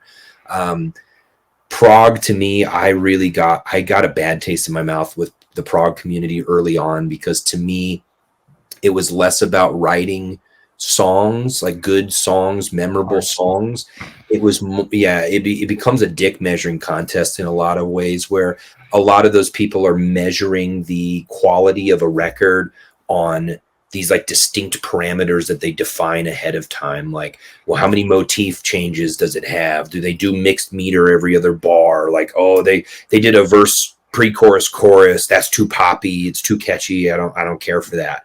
It's okay, if that's how you listen to music, that's fine. That's your opinion. But Idola is not that, and we will never be that again. And I have no interest in making music like that, because to me, I've grown more and more into just listening to the song is king. I want feeling and depth and diversity, but I do want a grounding in what makes a song from start to finish, what makes an album from start to finish. And I lost a lot of my desire to listen to music for the parts and listen to music for I stopped wanting music to feel like I was studying for a math test. You know what I mean? I got to a point where I was like, fuck, dude, this feels like I'm doing the dishes. I'm focused on oh, I got this trig exam coming up. I got to do the 5/4. Oh my God, they did 7/8 into 9/8. Here's that doesn't grip me. There's nothing memorable about that to me anymore. There's nothing that I can recall off of that. Versus Eviscerate, to me, there's so many hooks and moments and riffs where I'm like, oh man, that shit, that was solid, right? And so my last point would be with Mend, I feel like I accomplished my intention musically as an opus for Idola. Full sail, full send. I think this to me was from womb to tomb, the realization of the intention of it was almost flawlessly executed so far, in terms of what my heart was to put into it. And so Eviscerate was pretty much everything that I'd envisioned for that was accomplished. With Mend, everything we haven't done the visuals yet, but the album's done. It's being mixed and mastered right now. And the rough idea for anyone who's seen it, I've talked about it in interviews before, is the yin and the yang, yin and yang, right? Where the Eviscerate's the black with a little bit of white in it, you know, the melodies and the Kali Yuga, and Mend is the white with a little bit of darkness in it. And they're supposed to be completely polar opposites, right? Eviscerate's drop G, 7-string, screaming, violence, craziness. Mend is literally the polar opposite, but it's very little of it is post-hardcore. Like, it's not the same genre. It just isn't. I mean, that's why I think it's probably gonna, just predicting this, you know, you can wrap this later when it comes out, but it's probably gonna get way more hate, I think, than Eviscerate, just simply because it's not a post-hardcore record. I mean, I would say like 2 of the songs on it, maybe like 3 if you count like 2 halves of these other 2 songs. There's a song called Kaleidoscope and Blood in the Water, where the choruses are kind of post-hardcore. But then there's a song called The Faustian Spirit, and then Godhead, Final Temple. Those 2 songs are definitely like the black dot in the white structure, right? They're like the rippers. It's where, you know, conceptually there's a really cool story there. But it's where the chaos gets reintroduced. And so those are kind of the end of the record. But the rest of the record is crazy dynamic, man. It's a pop record in a lot of ways, for sure. It's very dynamic. We didn't know 7, you know, I think I used a 7-string on one part of Godhead, but the rest of it's like E standard tuning, a lot of synths and beautiful, like, you know, string arrangements. There's a ton of acoustic guitar work that we've never done in the past, or we've only done sparingly. It's like really leaning into these like ballad structures and piano. We collaborated with a guy named Leo who wrote this amazing piano ballad. There's a lot of electronic elements we've never really leaned into before. There's a song called What It Means to Be Alone, a song called A Pearl in a Dead Sea, that are very almost Imogen Heap type of electronic influence. And then the melody work was, I went all out. I mean, I was singing 6 to 8 hours a day, 10 days in a row, laying down just melodies and harmonies and layers. And it's like the most vocally ambitious piece of music I've ever done, where it really covers a ton of sonic ground for me as a vocalist. And there's funky stuff, there's groovy stuff. Yeah, exactly, dude. Yeah. I really I tried to lean into those inspirations of like Imogen Heap. That Making Up record is like amazing. So I think it's probably on YouTube at this point now, but I mean, I'm such a huge fan of her from Frou and all that stuff, but there's a scene in that, and sorry to cut you off, but like, I always champion her to people because I'm like, she's just so like the textures and the sounds that she makes and how she does it. And in that DVD, so like I said, I'm sure it's ripped on YouTube, but there's a part where she's building this song and she's in her old childhood, like barn, like round barn house thing. And she converts it into a studio. And there's a scene where she's running up and down her stairs, clicking like a piece of wood through the like ridges of the stairwell. She takes it, chops it up, loops it backwards and shit. And then like when you hear it in the song, you're like, what? How does your mind go, oh, you know what this part needs? This. Like just to show that she's on a whole nother fucking level of like just understanding sound. Like it's genius. Insane. She's insane. Legitimately. Like I took a ton of inspiration from her on Mend. Well, then I'm so stoked to hear all this, dude. I think more than I already was. Yeah, if you really like love music, right? Like if you're a person out there that like loves music, I think Mend will probably be your favorite Idola record, because to me and Sergio, because Sergio had a way bigger hand in helping write this one too. He like full co-wrote a couple of these songs. There's the very last song, Revelation, The Infinite Beauty of Oneness. That song was like mainly composed by Sergio, and he crushed it. I mean, there's so many cool movements and textures. It reminds me of like a Beatles meets Block Party type song. Like, it's really fucking interesting. There's so many sonic palettes and textures and movements. But a lot of it's very pop sensible structures, right? There's a song called Empire of Light that's very kind of EDM meets funk meets, kind of, funkadelic, like disco type stuff. And then there's a song called Prodigy that's just like a super driving, vocal heavy pop song. It's something you could hear on like a Justin Bieber album, I think. And so it's stuff to me, like, as a musician, that was really fun and authentic to explore, because Idola did that really early on. In The Great Glass Elephant, we explored blues and shoegaze and a lot of this stuff that that I did in my teens, that I how it is. I mean, a lot of bands, it's very rigid structure. They like to pigeonhole you into genres so that they can understand what you're putting out, and that's fair. But with Mend, it just felt like we were like, okay, we did the heavy one. So what defines the light one? Like what are the parameters that are going to define that? And we chose, synthesizers and strings and acoustic guitars and heavy melodies and more palatable structures that seem to be really authentic to us. So I'll send you those tracks as soon as I get the mix and the master. I think you'll dig it, man. I love it. I can't stop listening to it. Even just the Stefan Hawks, the producer, he sent us just the tracks at level, just input, no mix, and they sound insane. It sounds amazing. There's something in there that you said that, like, again, if you're watching this, you'll see me literally go. The phrase "womb to tomb." Mm-hmm. Again, you just said that. I mean, maybe not necessarily in conversation, but nothing Idola is not intentional. Is that foreshadowing, obviously, then that this is the end of Idola as we know it?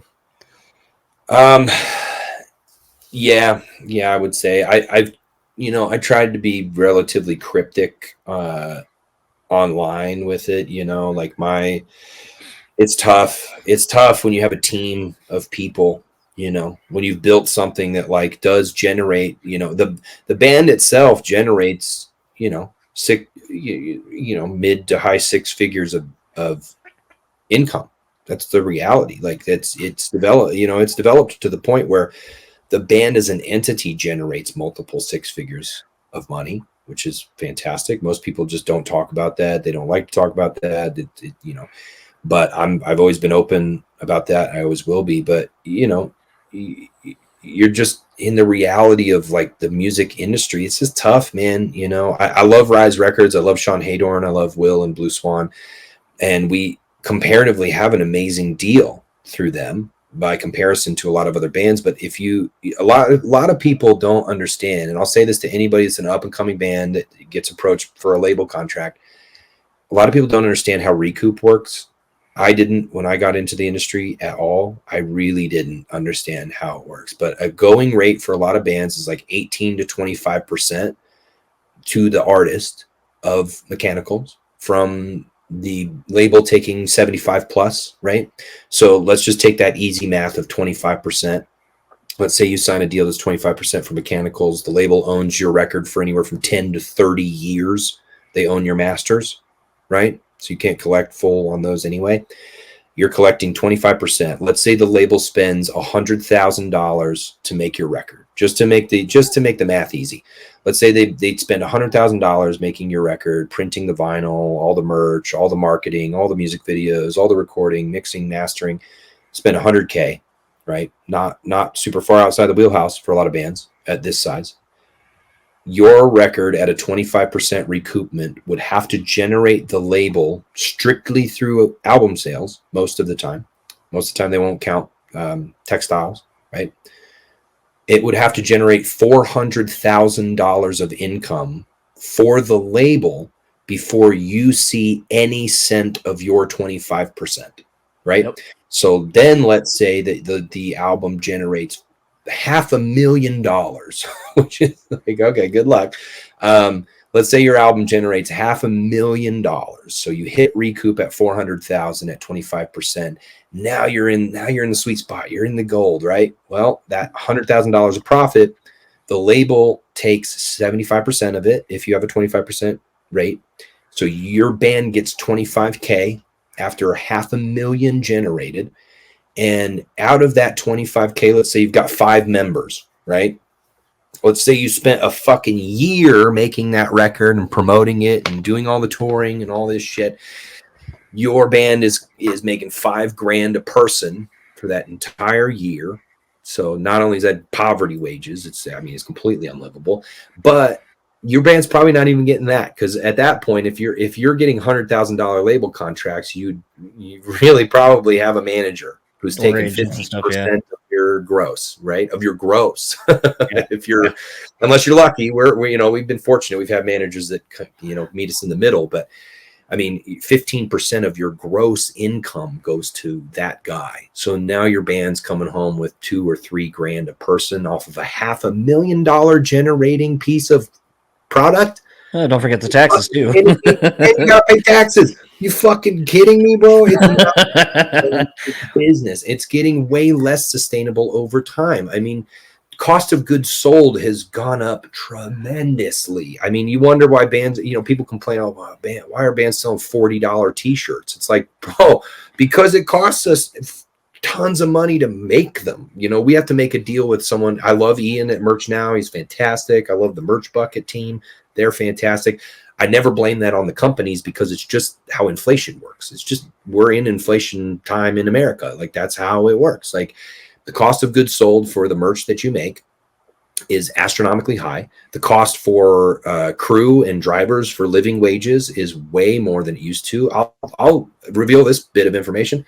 When Dance Gavin Dance hired me as a touring guitarist, I was getting paid $400 a week, bro.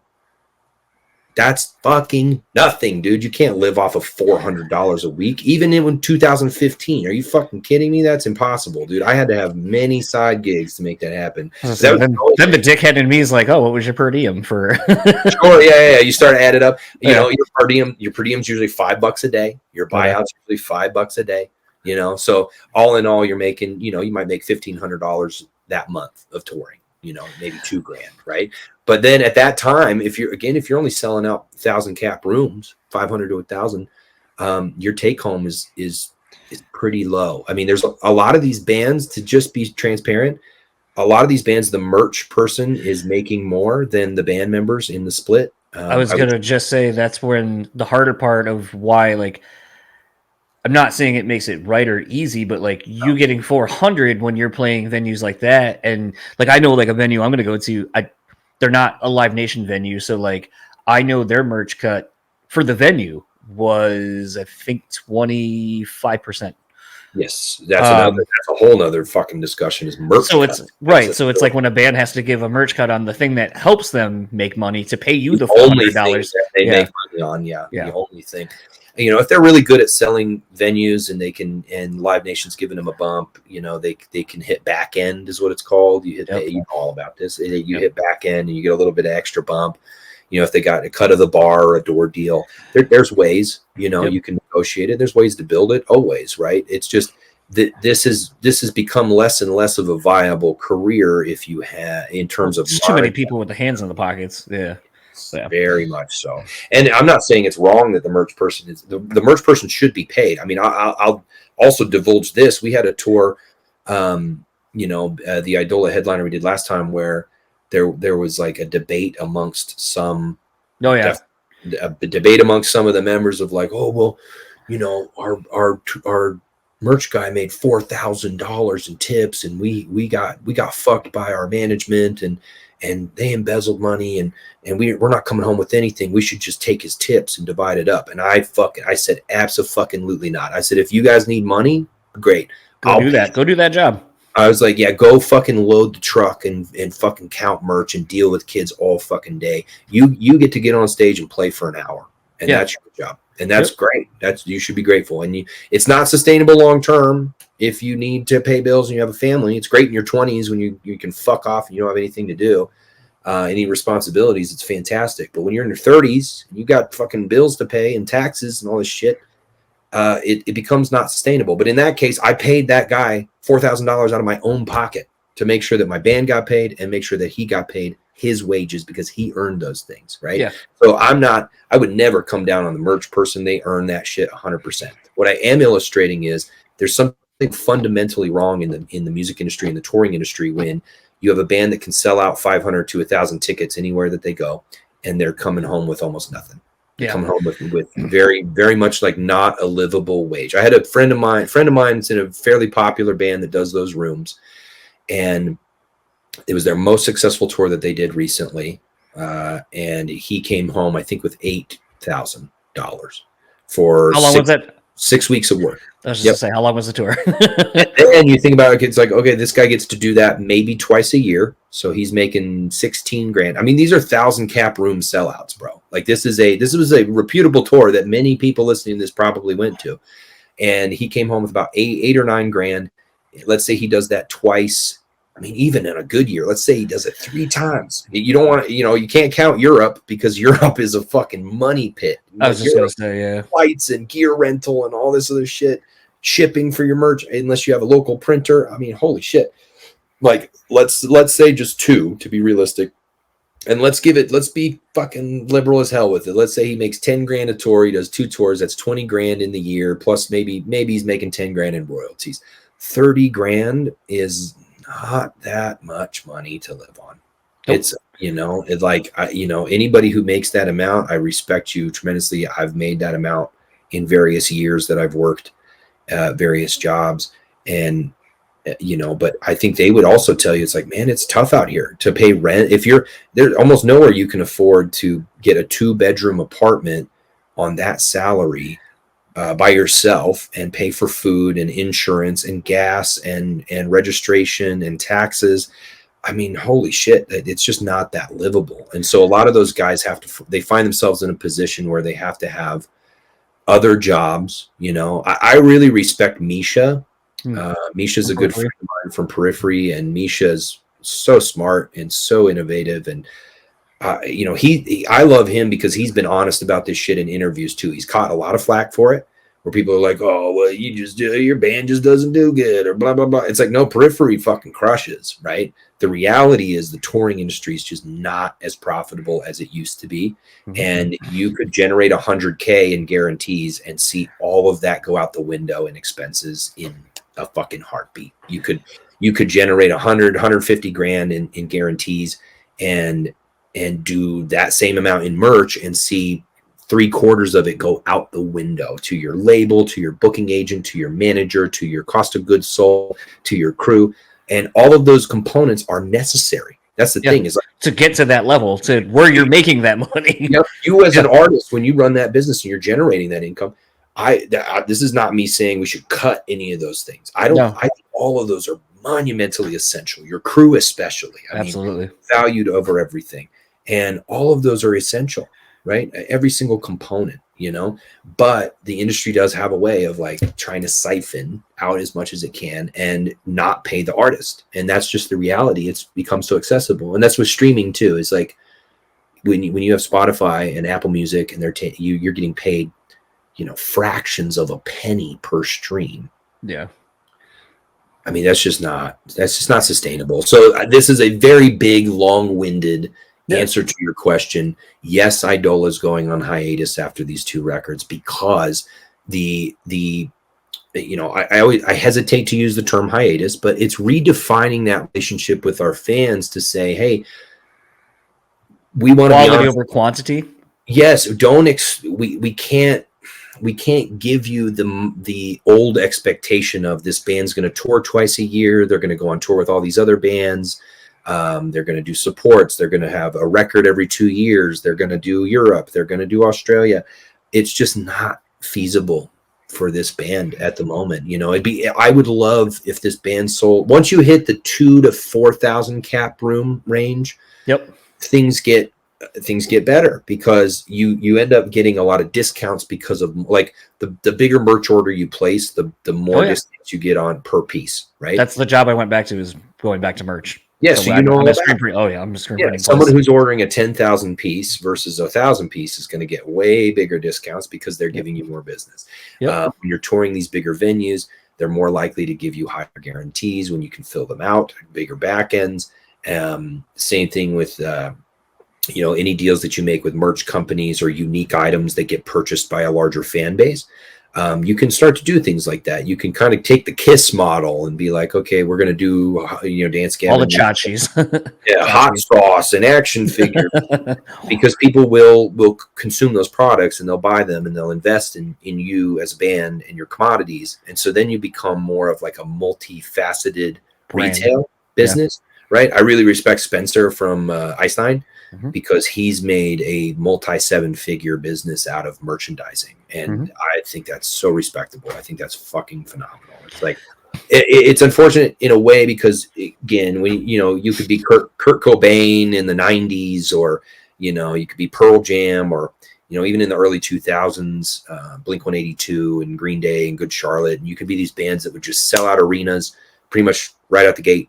And you'd have these big top 10 records and you would just pocket everything. I mean, you would just make fucking tens of millions of dollars easily. It's just not like that anymore. Yeah. It just isn't, at least in my experience on certain things. I'm very fortunate. I'm very grateful that I get to do this, and that music has paid my bills and has afforded me financial flexibility in a lot of ways. But there's a reality to that too. It's not sustainable and it's not forever. I think that's the one thing, even if you go back to those heydays of the big advances, the big contracts, the bands that would, make a lot of money. The thing that obviously no one ever thinks about is like, well, when I'm done, the income kind of stops. Like that was like and it's funny you just brought up KISS, because I was just reading the other day, KISS sold their catalog for $300 million. Yeah. And, Gene was like, we're probably going to be the last, because everyone else now gets out earlier. With like, I think Springsteen sold his for, I don't remember what it was. I don't even think it was like 200, but it gets weird because it's like, you're seeing some artists now who are already selling their catalog. Like I know someone who sold all of his publishing for like on the catalog that they have currently, and was like, yeah, I made, I'm not going to say the number, but wasn't a lot. I mean, it was a decent amount of money. Sure. But it was one of those where retirement money, I'm assuming. It was, it kind of was like, it'll help me pay off this house, pay off these things, put some money aside to do da-da-da-da-da. But it was just kind of interesting where I was like, well, don't you want to hold on to it later? And he goes, iron's hot right now. Our catalog's worth, like my pub was worth more now than it ever has been. And I've been in this band for almost 2 decades plus at this point. And it's just, and I love that we're having this part of the conversation now, because this indirectly is why I feel like I have to over explain how I know these things, because these are the kind of conversations I have with so many people. Like, I don't feel bad saying this person's name because he literally talks about all the other shit he does. And I think he said it literally on my show, but it's like Ken Susi from Now Is Lay Dying. It's like, he has that. He works for Fishman. He also has is a landlord of sorts, does home remodeling and all that kind of stuff. So like he has diversified himself in a lot of different facets, because him being at the time in Unearth, a band that at its biggest was maybe co-headlining 1,800 cap rooms. But like there have been, and again, I think I literally said, look, we said it on the podcast, I don't feel bad about I'm not speaking out of turn, but there was a point where it's like that band plateaued and hit a certain point, and then I was like, was there a tour that you maybe debated on and took a different one that could have completely changed the trajectory of your band's existence? And he's like, yeah, we got offered Taste of Chaos. We didn't do it. As Lay Dying did and Killswitch Engage did. Look at where they went from, because they were the same level as us, did that tour, got a whole new demographic, and then, on to the races from there. But bands like us are like, well, we're a core band and we fuck with Terror and we're these bands. And it's like, that's fine. Those bands are great and they have a legacy unto themselves, but there's only a certain, like, it's capped at that point. Like there's only so much you're going to do at that point from moving forward. But I think for me, like, that's the interesting thing to me about the industry. And, having booked shows, the back end deal was a way that I used to dangle carrots in front of bands, because it's like that guarantee is outrageous for a fucking Wednesday with a 6-band package tour, and you want X amount. Fuck no, I'm not doing that. Yeah. Yeah. So, but if you sell it out, I'll give you a back end. Well, so what I used to do is I'd be like, I'll pay you half as a guarantee, and then we'll do a back end deal. I'll give you X amount of the door past recoup. Speaking of recoup, and it became a thing where I noticed it worked better for me, because then all of a sudden a band goes, oh wait, I can make more money at this show. Let's promote this show. So they would do the thing that all bands should do, but they would do it extra, because now all of a sudden it's like, well, there's more money to be made. And it's funny to me that like you just don't seemingly see a lot more bands do that, or venues doing that, or promoters using that as like a tool to help everybody involved. Because whenever I book shows, the whole thing was never for me to make money. It just was like, I like these bands, I want to put them on, and I want it, I want to be a facilitator of this thing, because I always got tired of people being like, there's no good shows anymore. And it's like, no, there is. You just got it. You have to be willing to do some of the work too. You have to go out and engage. And, I'm kind of getting bad about that myself now, but I think more of it is I'm tired of local egos, because I feel like everyone feels that they should be headlining. Everyone infights, the amount of backstabbing and bullshit that happens on a local level now that I used to not see. I can't even imagine, bro. Like, there was a band famously, and what sucks is I stare at the fucking poster. It's literally behind my computer screen. So whenever I do these and I talk about shit like this, I see it and I'm just like instantly taken back to that exchange. But there was a local band that wanted $1,500 to play an all local showcase, basically, that I was putting on. Uh-huh. I was like, I'm not guaranteeing you that. Like, that's fucking stupid. And I go, but this is the first time working with me, and if you ask any other bands that are on this bill, you'll know that I take care of my bands, and I always, do my best for them. Mm-hmm. They ended up selling half of the venue. Like, we were probably about 70-ish people away from selling. Actually, the venue you're playing, I've almost sold out that venue with 2 shows of mine, and I missed it both, like one by 50 and one by like 72. Oh, wow. So I've almost sold out as a promoter. I've almost sold out that venue you're playing myself. The Grand Rapids one. Yes. Yep. That one's doing really well. I think we're like 70% sold on that one right now. I've been telling people, like, not like on Facebook and shit, but I've been texting people like, you need to get tickets. You need to come to the show. I think it's going to sell out for sure, because it's one of our fastest selling shows. You're welcome. Oh, dude, John, you're killing the promotion on this one. Yeah, with the 17 texts I think I've sent to a few people, which counts for almost 20 of the 420 cap that holds. But it's a thing where, like, I ended up booking that show. The venue, like I said, we almost sold it out, which at that point I got 90% of the door, because they do it based on ticket sales. And when I went to settle out, the person the talent buyer was like, you're missing X amount of money or X amount of tickets. And I was like, well, all the tickets and money I already got. And they go, oh, well, X band came back and got more. Mm-hmm. And I was like, well, I never knew that. So then I went to the dude and I'm like, hey, apparently you have either more money or tickets that I need. He goes, oh, and then pulls out like a wad of cash and like two tickets. And he goes, here it is. We wanted to see if you were going to fuck us or how honest you were going to be about everything. And I was like, dude, that makes you look like a fucking asshole to me and to the talent buyer. But also that makes me look like shit that I don't know what the fuck's going on with my show. Like, that's real fucking rude. Yeah. And then I still, even after paying them, I think I paid him almost like $2,500 and gave everyone a decent amount, because there was just that much money to go around. Yeah. And then a week later, I run into the guy at the bar. I was talking to one of the guys in the band, and he was like, man, that was a really great show. It was really great how you did stuff. Like, we'd really love to work with you again. And the dude that I was handing the money to and had the issue with came up, couldn't even remember my fucking name. He was like, oh, hi, I'm so-and-so. Who are you? And I'm like, are you fucking kidding me? Are you fucking kidding me? I literally just paid you $2,500 to play a local show, and you can't remember my fucking name? Like, go fuck yourself. And there was just too many instances like that in the local scene where maybe it's not this way everywhere, but it just fucking soured me. And I'm like, it is, bro, what are you talking about? It's that way everywhere, dude. So it's a thing to me where a lot of times I feel like I have to over explain how I know things, but it's because of the conversation and the things you just said, because I have people who will tell me these things because they know that I give a fuck about those things, because I care and I have done it. And like I've always said, if you ever want to get in the music business and learn shit, don't, because it ruins everything for you. Like, I can't go to a show anymore without thinking about what was the guarantee, what's the cap, how many people are actually walking in. Oh shit, this show's losing its ass. Thank God I'm not on the hook for this. Like, or just things in general. Like, it's fucking ruined it for me. Yep. Yeah, it's that way as an artist too, man. I can't really. It's unfortunate, but I can't really go to shows for enjoyment anymore. As sad as that is to say, I'm too analytical about it, because I'm the same way. I'll walk in, I'll think about all those things, but then I'll also I'll over analyze the performance. Well, then I'll start also looking at what's your backline? What are you bringing with you? Production. What's the backline? What's the production? Oh man, that's really cool. I could utilize that in my next tour. Or how many people do you have on the? Yeah. How many people you got on the crew? What's the backing tracks? How are you mixing those in the house? Like, where does this? How does this sit? Is that what's kick drum triggers you're using?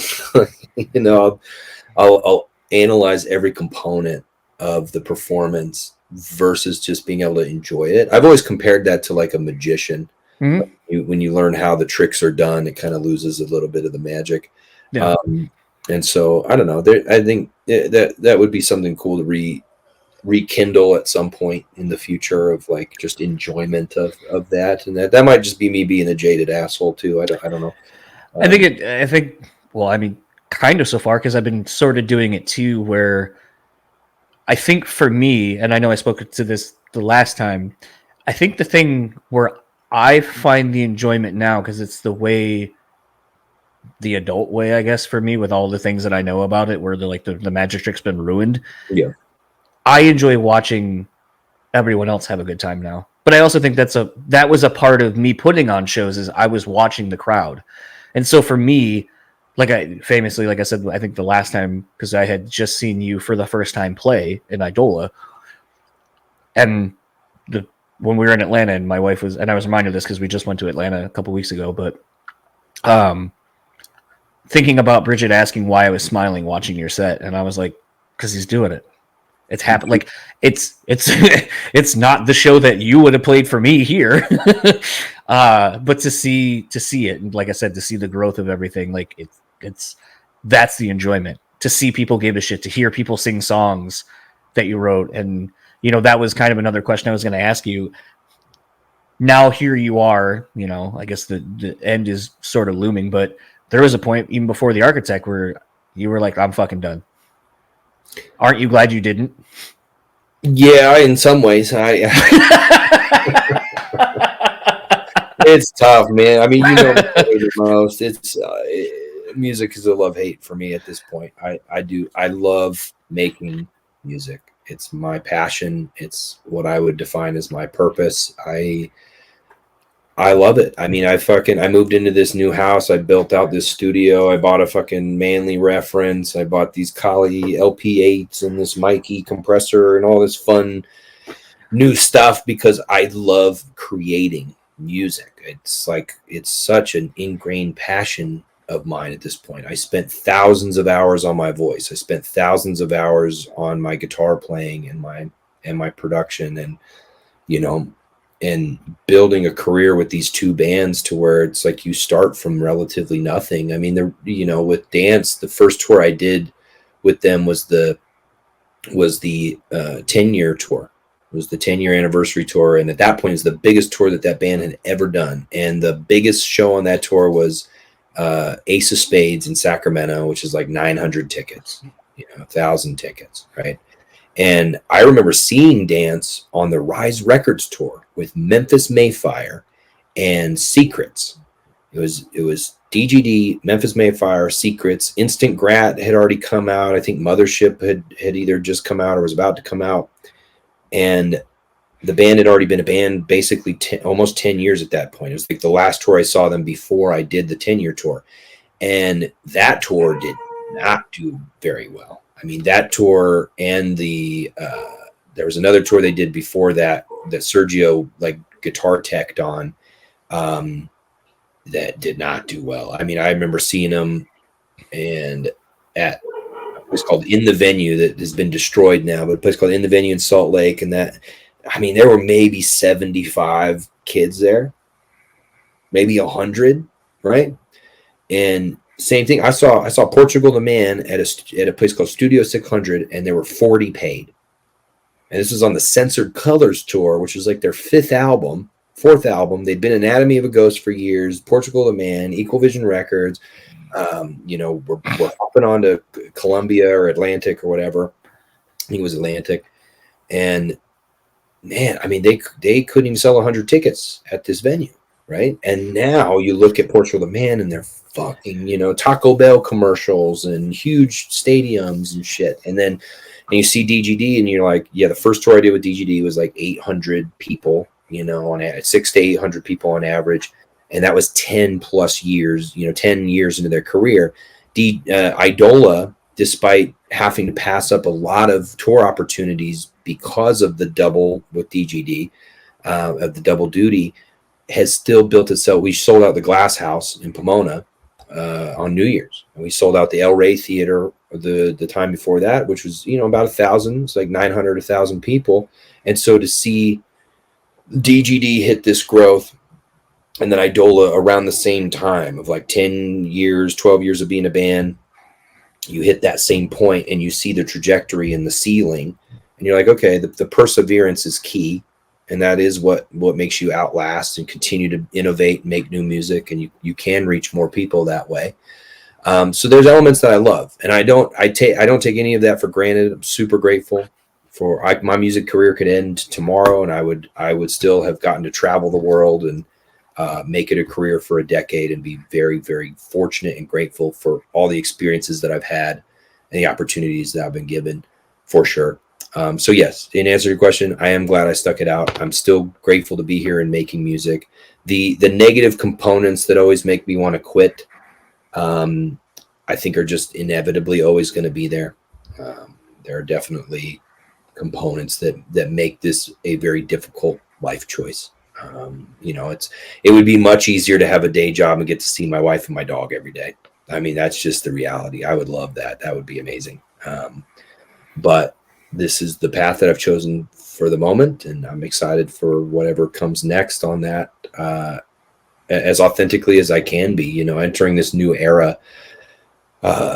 It's just kind of that open, honest perspective that I've given you throughout this interview. It's like, I'm going to speak my truth, no matter what. And if people want to engage in that and embark on that journey, that's fantastic. I would love to have you in our fan base. It's a great community. Idola's fan base is amazing. I mean, these people are fucking great. We've gotten a big fitness community that's been growing, that's been tremendous. I mean, people focused on self-improvement and growth and building each other up.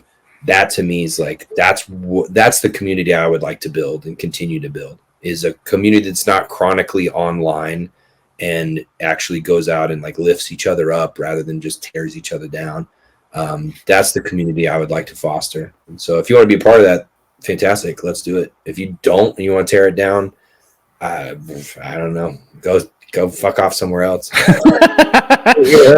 Go find some other people to fuck with. I feel like I'd be remiss because I don't know. I feel like maybe we'll do another one of these when Men's coming out. Oh, sure. So you know what? I'll save this question for that. Because I feel like this is a good wrapping spot for the conversation as a whole. You don't have dick online. So what would you like to promote? Because this will be out faster than most episodes. So the Idola tour still should have tickets available. Obviously, the tour for Falling in Reverse will be on sale. So I feel like those are going to be the obvious things to plug. Buy tickets to those things. Yes. Is there anything else you would like to plug at all? Absolutely. Yeah. If you don't already hate my guts when this interview comes out, come to the shows. It's gonna be great. It's tons of people already coming. Tickets are selling really quick. I'll be out with Idola, with Periphery. I think when this comes out, we'll have just started the Periphery tour. I was so bummed that wasn't coming nearby. I was like, should I go to? I think the closest is Illinois, and I was like, yeah, it's in the middle of a week, and I was like, I know it's a weekday. There'll still be tickets available for some of that. I know some of them sold really, really quick. We upgraded in Toronto, which is great. So there's tickets for that one. The Idola Eviscerate tour, the headline tour is June 17th through July. That one's going to be great. It's our fastest selling tour so far, so definitely get tickets to that. And DGD Falling in Reverse will be, I believe, August into September. That's going to be just a crazy, mostly outdoor summer banger. It's going to be really, really cool. And then Mend should be out shortly after that in the fall, and we should be doing one really special, like West Coast and maybe into the Midwest a little bit tour for that album towards the end of the year, like December. Actually, well, again, we'll talk about that because I was going to say, how are you going to play those songs in a condition and everything else? But I'll save that for when Mend is out and we can talk more about it. 100%. So that was my conversation with Andrew. Want to thank him once again for taking the time to come on and to chat and to, as always, be so forthcoming and honest about everything.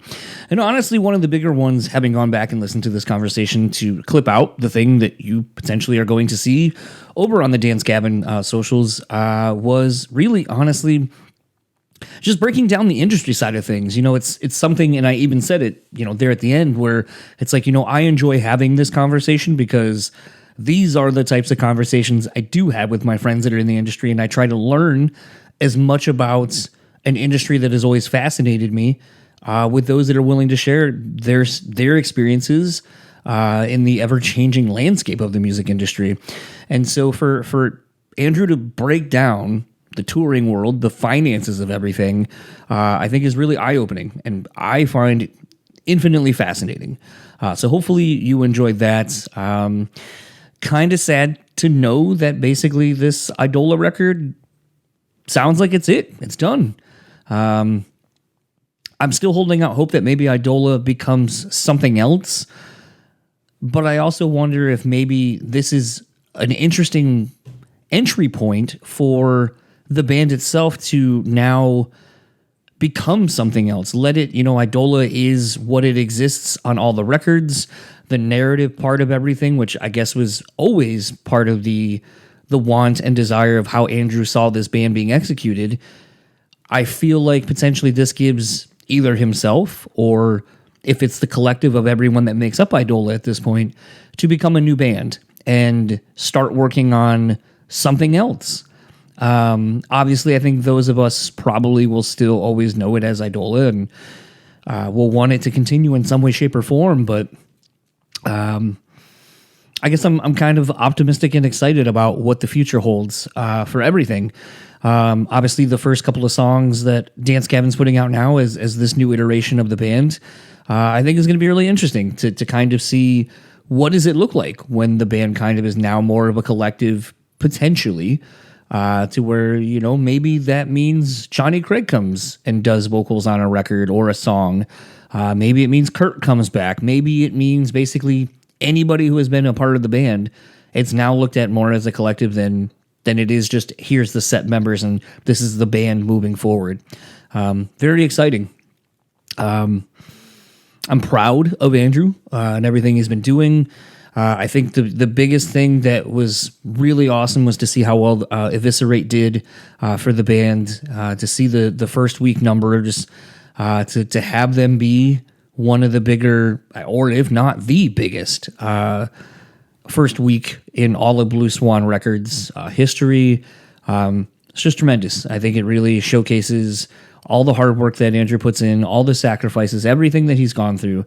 I think it really showcases that the hard work pays off, but you have to be willing to put in the work.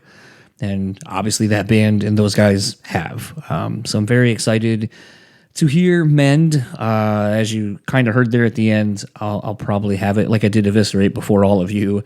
But it's been fun to see the reaction to Eviscerate, to see really getting into the Reddit threads and just watching everyone taking the new elements of the story and just kind of piecing it all together, almost like a communal puzzle of sorts, where people are like, oh, well, I had this piece, and it was a piece you were missing for your part of the puzzle.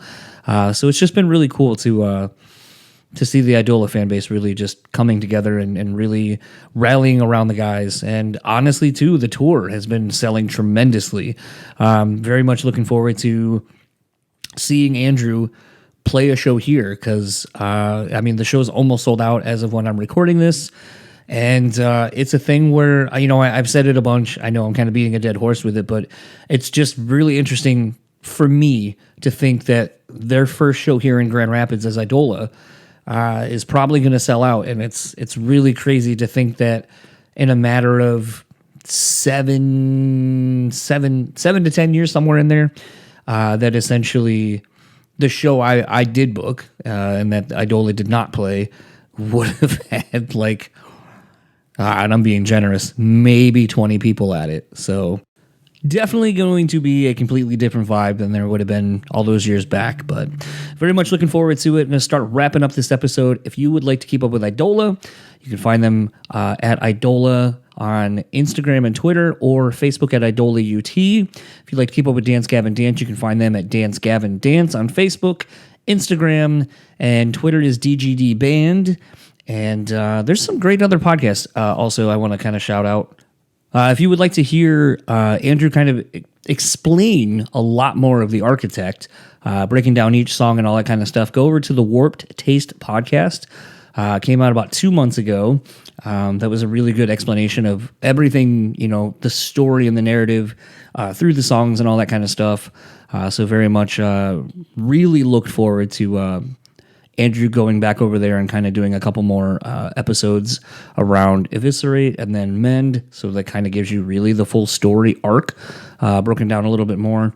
There was also another chat over on the Good Noise podcast about 2 weeks ago as I'm recording this with Sergio and Andrew.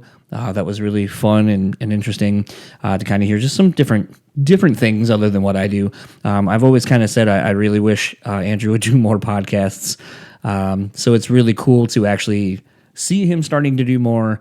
And I think that that's a great way to kind of support these smaller podcasts such as my own, doing great stuff out there. So congrats to them for putting out great content, and go check it out if you haven't. If you'd like to keep up with this podcast, you can find us simple enough at Brew Speak Pod on all your major social media platforms, however long they are still around. And if you would like to email me, you can do such at brutallyspeaking@gmail.com. Otherwise, just shoot me a DM on something. I'm pretty quick to respond to most of them, and always around for guest suggestions or conversations to continue from the episodes. Appreciate everyone who checks out this episode. I know that the episodes with Andrew always do really well. Seeing people comment on that on the Reddit pages and so forth has been really awesome. So hopefully you enjoyed this one. And for the Brutally Speaking podcast, I am John, and I will see you all next time. Probably going to take a week off because no one was expecting me to do 2 episodes. Each was about 2 hours long, so I'm going to give you guys some time. But when I come back, I will be back with an episode with Doc Coyle of Bad Wolves, of God Forbid, of Vegas Nerve, of so many other things, the X-Man podcast as well. That was a fun chat. I put my foot in my mouth at one point, so can't wait for you to hear me talk about that. Have a good week. Enjoy the rest of yours.